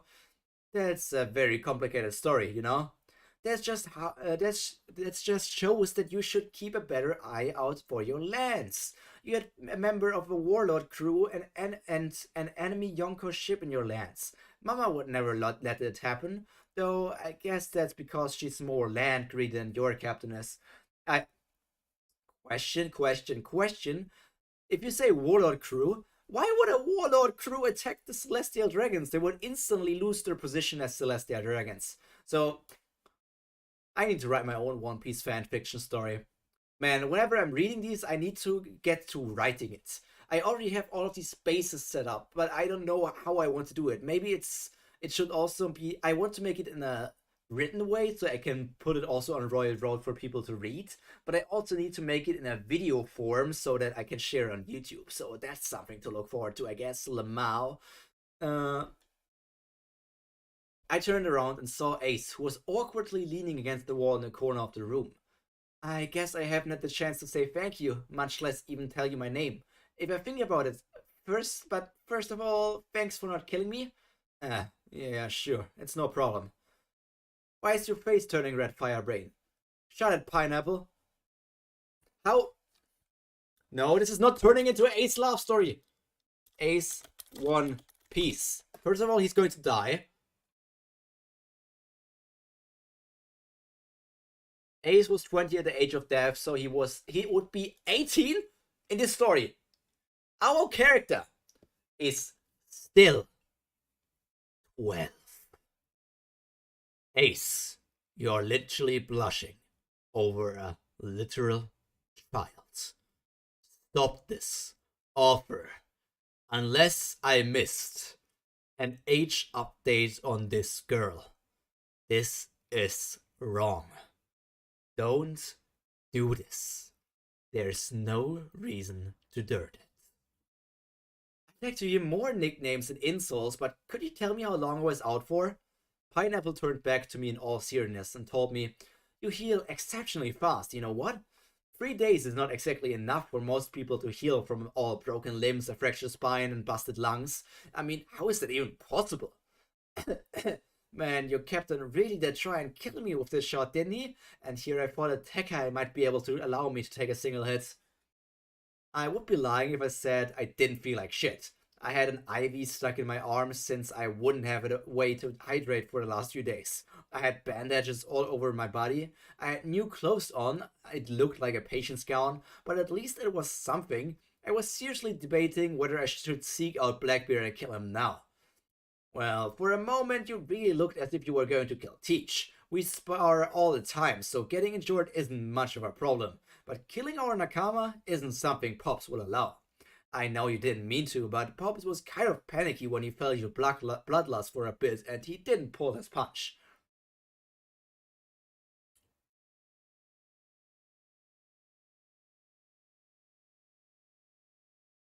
To tell you the truth, I really did consider killing him there. How could he do that to me? Huh. Come on, you slammed a hockey-covered sea stone cuff onto Joseph's head, giving him a concussion. Others were knocked out for over a day because of how hard you slammed them into the floor. Using your clothing is a bit isn't that bad. It's different, okay? Imagine losing your pants and your jewels are in the open for everyone to see while you're fighting. Even if you know the opponent didn't mean for that, it's hard to suppress your anger for a bit. Now that you say it, I guess fine, yoy. Well, I fought and I lost. What am I going to do now? You seem particularly relaxed for someone who's been caught by an enemy Yonko. I've heard enough about Whitebeard's crew. I don't think you'll kill me or do anything just as bad or worse. Besides, losers can't complain, right? I like this one, yo. Marco, she's a little girl. Yeah, no, I didn't mean it that way. And by the way, we knew. And by the way, we know next to nothing about you. Care to introduce yourself? I'd rather not do that more than once. Can't just introduce myself officially in front of everybody and be done with it. I'm guessing Whitebeard wants to meet me anyway. She got braids too, this one! She's gorgeous! Only reason why I lasted so long against your commanders up there. Your morals stopped you from attacking me when I had one of you guys as a meat shields. You know, I might be able to regenerate almost instantly, but being used as a shield did really cut deep into my pride. I'm the first division commander of the Whitebeard commanders, for pop's sake. I'm not sure if you take this as a compliment, but you and Ace over there make for horrible shields. I know you're not Logia, but you both have their qualities, but you didn't stop any bullets or blades for me. What did you expect from fire? I don't know, burn? Hot enough to keep the others away or something? Or maybe in your case I could get some of the healing flames too, but unfortunately that didn't work. Okay girl, let's go. Standing up was a bit challenging. Not to mention actually walking. I had really overexerted myself fighting Whitebeard. My left eye, which is the one I mainly use for future sight, went blurry for a few seconds before focusing again. You guys don't go easy on a little girl at all. Ace caught me as I was about to fall, and Marco grabbed the IV pole. I just decided to give it a rest and lean onto him. Yes, you're doing the Ace route. As a 12-year-old girl. Stop! I was too exhausted anyway to complain. You know what? Let me just carry you. Please don't fall asleep while you do. I heard stories about how you just randomly fall asleep in the middle of things. Murphy's Law, it usually happens when Fetch cooks my favorite things or I'm about to fight. Or in the shower, sometimes. It gets kind of awkward then. Too much information, I'd rather not know, you know. He put me into a princess carry before continuing to walk with Marco, in the bed still holding the pole at the right distance so the needle wouldn't fall out. All of this was slightly awkward since I was still cuffed, but I knew better than to complain about that. They've all seen the amount of chaos I could cause alone. Even if I was completely out of it, I don't think they'd like a repeat experience of that. As Marco said, what I did to a few of them really did hurt their prides. Finally, we arrived in front of a massive door. Actually, all doors on board of the Moby Dick were massive, but this one was exceptionally large. Marco knocked before opening the door and leading us in. It was more cramped inside than I thought it would be, with the massive 6-meter tall Whitebeard lounging, and what I can only call an equally large beanbag. The other commanders were already waiting, probably heard from one of the nurses that I was awake and gathered here. Whitebeard himself didn't look so good, not because of my fight, as much as it was his age what made him look that way. Well, it didn't look like he wasn't completely normal though. His entire torso and arms were wrapped up in bandages. His nose was held up by a metal fit, and his legs had some stitches in them that wasn't there before the fight. As normal, he had some machines connected to him, which probably helped him breathe. The commanders themselves didn't look great, especially the ones that fought against me for an extended period. I honestly thought that they would send me some hostile glares, but surprisingly they either didn't care or I was somehow already forgiven. I would bet on the first choice, or Whitebeard had already spoken to them beforehand. Well, it wasn't like it mattered anyways. Gurra-ra-ra-ra-ra-ra. Took you long enough, little girl. I guess now's good time to probably welcome you aboard the Moby Dick. Mr. Newgate, thanks for the hospitality you showed me a couple days ago, though I didn't know kissing the deck was in the program. Besides that, we've got matching outfits, I see. I pointed at my bandages as the room roared in laughter. I like you, little girl. I can start to see what Ace saw in you. Excuse me? Pops! We all know it already, Brett. Quite obvious in hindsight, really. Anyway, although I'm sure you know me, let me introduce myself. He propped himself up properly on his beanbag, which shifted greatly under his weight, his towering form almost touching the ceiling. I am Ned Edward Newgate, captain of the Whitebeard Pirates and father to all of my sons. I am Charlotte Syrup, the 36th daughter and 77th child of Charlotte Linlan, matriarch and leader of the Big Mom Pirates. I am also the minister of Syrup. Your name's Syrup and also the minister of Syrup? How convenient! She probably named me Syrup for that reason as well. Almost all of the Charlotte children have food-themed names. My oldest twin sister's name is Pudding. And how old are you? I turned 12 a couple of weeks ago. A couple of gasps and shock ran through the room as they realized my age. I think many of them assumed I just looked extremely small or young. I was not actually that small. Makes sense that as that would be what someone with morals would think, but not Mama. The ability to bring home her snacks is the only thing that matters for her. That Linlan, and she sends you on a mission like this? Perhaps, except for Big Brother Katakuri, I have the highest amount of talent and potential. Mama realized this and sent me on missions ever since I was 7. Of course, the task she sent me on then was much less dangerous than the ones I go on now. Doesn't she have other children or soldiers that do that for her? Why would she send you? Because I get the job done, no matter what happens. I have never once failed her or the crew, maybe up until now. But even now I have completed what she sent me to do. I have successfully brought home her wine, maybe at the expense of myself. But, Mr. Newgate, I thought you would know this. Didn't you once sail with her under the same flag? You would probably know her better than I. Is this knowledge you got from another world, or is this knowledge that Big Mom told you? I don't think Big Mom would talk about this. But I don't know. She was not like this when we sailed together. More importantly, we didn't interact much at all, even when we sat under that flag. Now I'm going to offer something, Syrup. I hope you really consider this carefully. I always do. Alright then, young miss. How would you like to sail the seas with us, to take my name upon your back, become my daughter? Big Whitebeard, you accepted one daughter, which was Whitey Bay, and that's not even your actual daughter, because she just works for you, and you accept it reluctantly. This would be the first time you would have a daughter, and you just... This is just plot convenience. This is plot convenience at its finest. I thought it would be something like this. It was tempting, very tempting. To be honest, Big Mom was barely better than Kaido, and I'd much rather sail with Whitebeard or Shax, but I already had my answer at the ready. Sorry, Mr. Newgate, but I have to say my answer is no, or at least not yet. May I know why?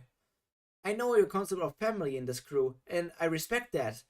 Nearly every day I wish my family was like that. To have the love and bond you have for each other. Not just a pirate crew held together by nothing more than fear and blood. I took in a deep breath before I continued. To be honest, I don't really care what happens to Mama. I don't care about most of my siblings either. It was just them. I joined your crew here, and now, but they're not all there. It's just back in Totolands. I smiled as I thought about a few specific people back there. Within the horrendous wonderlands, there are those that are like real family to me. Big Brother Katakuri, he was the one that taught me and pretty much raised me. He can get pretty overprotective at times, but he's like a father to me. Big Sis Brule was always there for me as well. She often yells at me a lot and complains about a few of my habits, but she always slides me an extra biscuit or muffin. As much as Brother Katakuri protects me physically, Sis Brule is double with that with her words. She's a total mom, more so than mama. I saw a few expressions. Holy shit, I can't read anymore. How long have I been reading it? And my entire voice cutting off. 3 hours of reading and I can't read it anymore. Hallelujah. I saw a few expressions of sympathy in the eyes of the crew as I smiled and told them all about the rest of my family, or the ones I truly care about. Then there's are also then there are my older sisters, Smoothie, Lola, and Chiffon. This movie's always so cool. She's the one that takes me shopping and does all the girl night things. Though Brother Katakuri always stops me from going to these snack parties. Sis Lola and Chiffon, they're real sweethearts. Sis Lola ran away from Totoland, so I don't know where she is, but I always remember her. She taught me there's more to live for than a crew. I heard a few sniffle from some of the weaker-hearted members of the crew, but I wasn't exactly done just yet. Finally, there's my twin sister Pudding.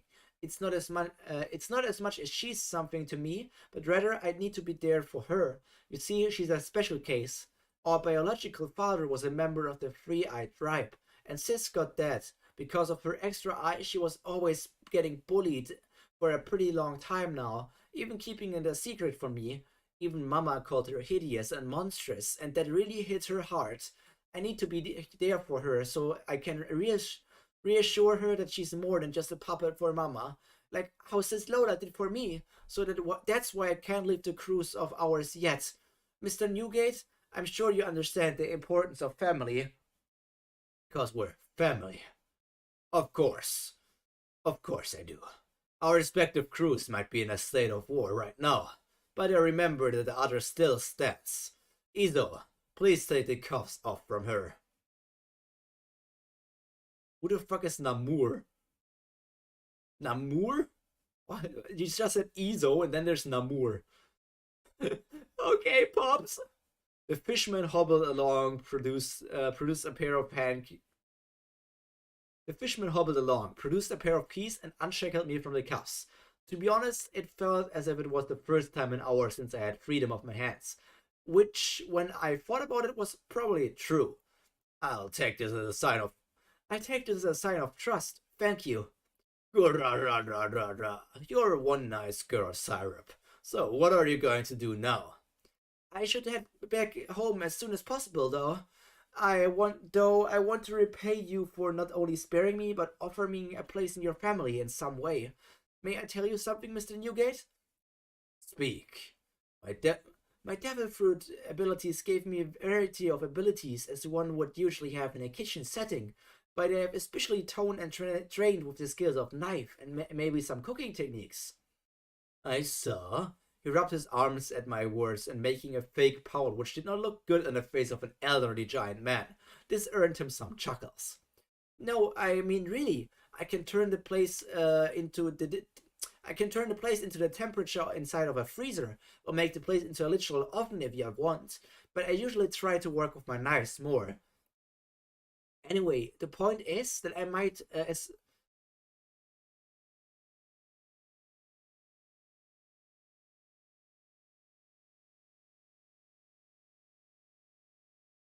the point is that my devil fruit is basically the same as the well-known fruit called the Ope Ope no Mi. Have you heard of it?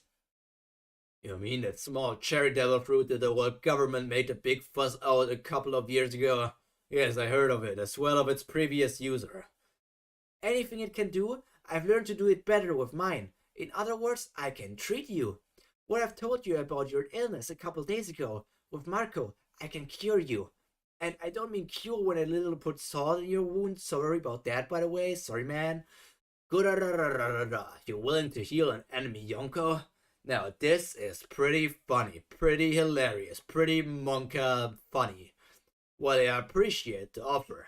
I believe that the life I've lived has led me to who and what state I am now. It was all part of a journey, and I would like to keep it this way. Good. Thank you for the thought, though, Syrup. I don't understand. The journey only ends once you die. Why don't you take this treatment as part of the journey as well? Your time is far from over, and I think your sons are kind of worried about and are kind of worried about your situation, about your health. Not to mention, I do feel bad about your arms as well. Pops, you should listen to her. Sounds of agreement sounded across the large room as Sans persuaded the giant man to take the chance. Of course, I need to say something first. For the kidney though. For the kidney though, you'll never find a donor of someone your size. I think that's simply enough for your shipdog to do it alone. I didn't know he had kidney problems. Not yet, but one of his is down. If the other one is down as well, strongest man or in the world or not, he's going to lose a fight against an East Blue choir boy. Sure boy. Sure boy, not choir. Sure. Good ra ra ra ra. You make some funny jokes, Syrup. Very well. I give you my permission to operate on me. Would you rather do it under or conscious? I don't have the ability to nullify the pain through my devil fruits. Could you do it now? Just a warning though, it's going to be quite painful. Go ra ra ra ra. I'm sure I've experienced worse. Alright then, kitchen! As the massive cube and cubed, get it, the room, I took out a fillet knife and approached a very relaxed man. I start with the lungs. Through this operation, I'm sure Whitebeard's lifespan increased by at least another 20 years. Something that ended up changing much of the future. Still in the travel before university starts, crying face. Freshman year is always scary in a foreign country. I'm going to enjoy my last few days as much as possible. This is just a quick update during my travel before I'm occupied again. But since I'm feeling nice, I'll do a bit extra. Enjoy!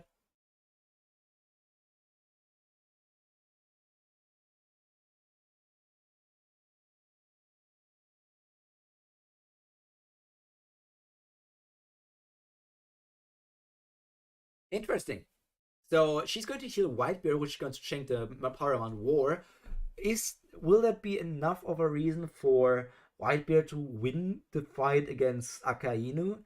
And will this be enough of a reason for? I mean, Whitebeard could still do his thing where he says, "Leave me. This is the place where I choose to die. You guys are going to escape." Will this be enough for Ace to survive? However, will Syrup be there for the war? We don't really know that. Uh, but even if Whitebeard is more healthy, Ace will still be so stupid that he will get himself killed somehow. So I feel like Ace will still die, but Whitebeard might. Maybe Akainu will die. Maybe somebody has to step up, or a more healthy Whitebeard is going to take care of all of that. But reading 10 chapters and starting with chapter 11 the next time sounds like good progress to me. So I did enjoy it as much as I was talking shit about some of the things that happened. I did enjoy reading it. And I am still going to continue reading it in the next few weeks. Maybe, so if this pace continues in 2 weeks, we might be already done with the 36 chapters where the end was positioned. But maybe the other things are also worth reading. We're going to check that out as well. So expect 3 or maybe 4 more weeks of this stuff, and then we will go to a new story, maybe a webtoon. Maybe I'll just do more Tower of God, depending on how much I like that when I actually read it. Or we will read another One Piece fanfiction. Like, the thing is, if I read the Justice in the One Piece world, which is from the same author, I would probably have the same sort of problems and complaints about the story. So maybe there's something else we could do. If you know some sort of story that I could read, One Piece related or not, you can type that in the comments, like right now in the comment section, or you can write that in the comments once the stream is over, if you ever get so far into the stream, because this is literally, let me check the timestamp. This is literally 3 hours and 13 minutes into the stream. If you watched all of the way, if you watched all of this as a VOD, you can just write in the comment section down below, write down below Shadow Piece. Because Shadow Piece is what symbolizes me the most right now. Even if Shadow Piece is not the thing that brings in most of the views, blah blah blah, One Piece stuff, blah blah blah, increasing subscribers to get a bigger YouTube channel. Who cares about all of that? I'm enjoying Shadow Piece. I'm enjoying all these things, doing these things. So I will continue with all of that. Talking about Shadow Piece, I still have 15 minutes until the video will come out and I can share the link with all of you. So that means let me give you a quick rundown of what Shadow Piece is. So I'm going to wait. If I do that, will my entire thing be messed up? Can I do this? Okay, I can do it like this. So Shadow Piece. Shadow Piece is a lovely story where Maria became the main character of this story. Let me actually enter my room again and decrease this. And let me move to the left side once again. So here. Well, let's go to the middle. You normally never see me in the middle, so we can go with that as well. So, middle boy. Shadow Piece is my fan story, basically, where Maria became the protagonist of One Piece. He only became the protagonist of One Piece because Luffy was never born. That was the first what if scenario I ever did, and it's like 50 parts, like, no. I guess what if Luffy was never born is only like 20 parts long or something, because then there was a time skip and then basically became Shadow Piece. But it's still the first long what if scenario that I did, and then it turned into Shadow Piece. You might ask yourself, why did Moria become the protagonist? First of all, because I really like his devil fruit and I didn't want it to be wasted so that Moria doesn't do anything. But second of all, because it very much is like a fitting thing to do. Law is somebody who wants to get revenge on Doflamingo. He knows that Doflamingo works under Kaido. And he knows that there is somebody out there who was once maybe a rival to Kaido, or somebody at least very strong, who also has a revenge wish for Kaido, and that is Moria. So instead of forming an alliance with Luffy, Law met up with Maria and formed an alliance to fight against the people that are called the Beast Pirates.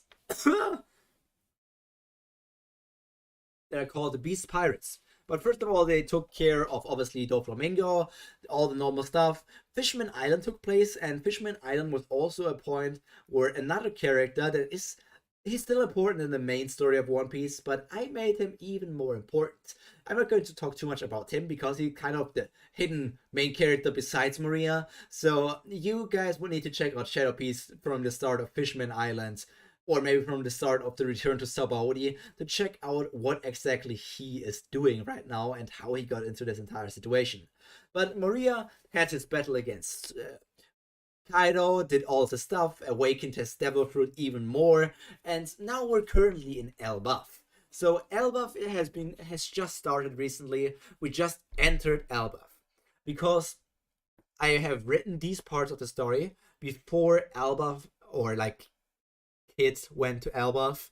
I didn't really know what to do with Elbaf and how the entire thing works. That's why I gave Elbaf, something I call the Titans Challenge.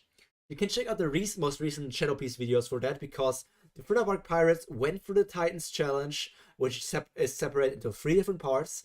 And this week, we are starting the third part of this Titans Challenge, which is a battle between one of the Einherjar, which is one of the strongest fighters of the Elbathian war unit, against the Dark Messiah.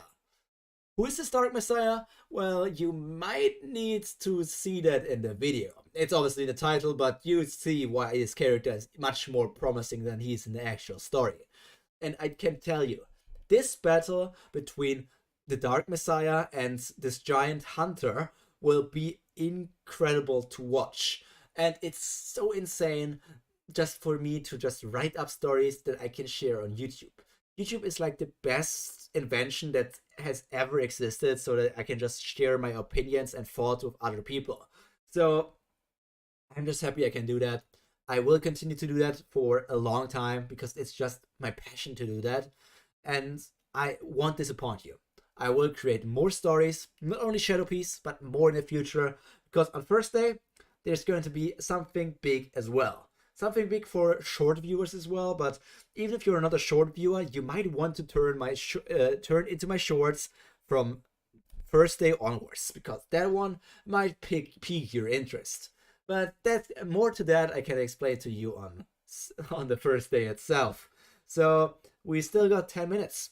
10 minutes is by far not enough for the chapter, so I might just do something real risky, which is something I normally never do. But this is, well, this doesn't change too much.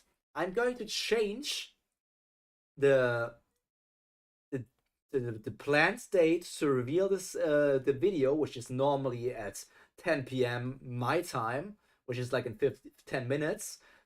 I'm going to change it to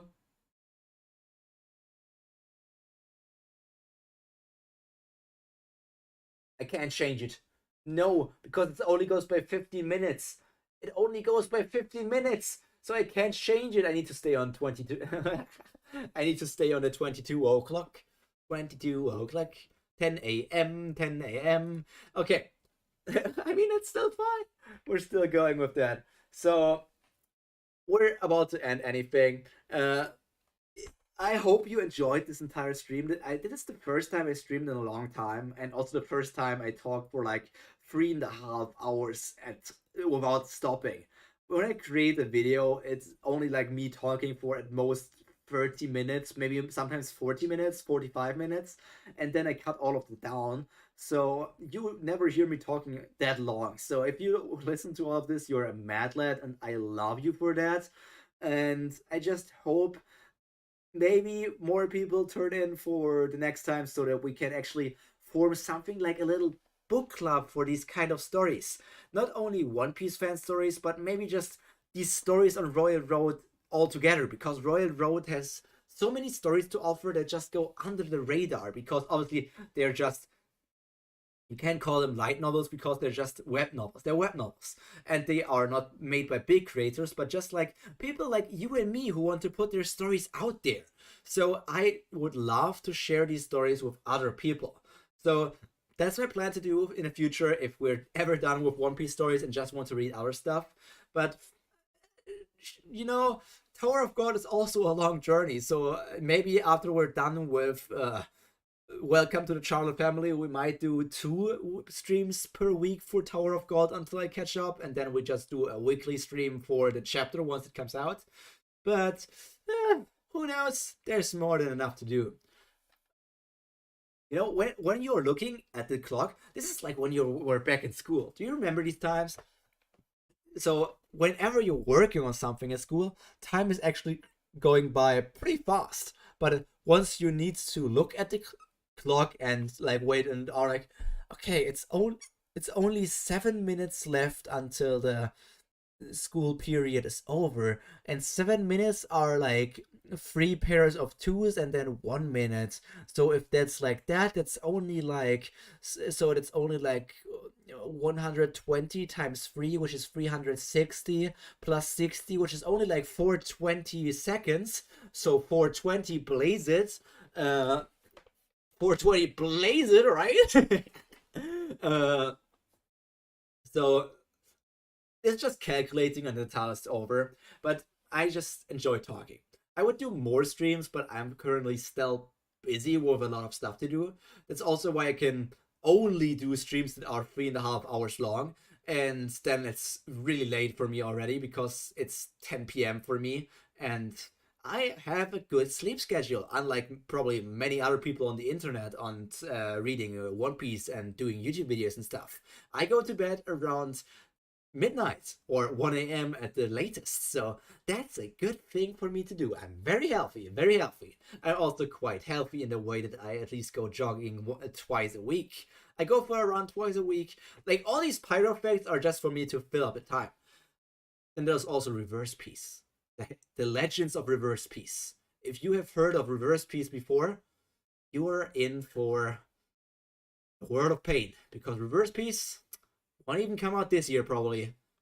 And there's also Teching Peace. Teching Peace is another story I want to continue. especially because it's my most viewed video on the channel. It's about to reach 1,000 views, which is the highest of any I have.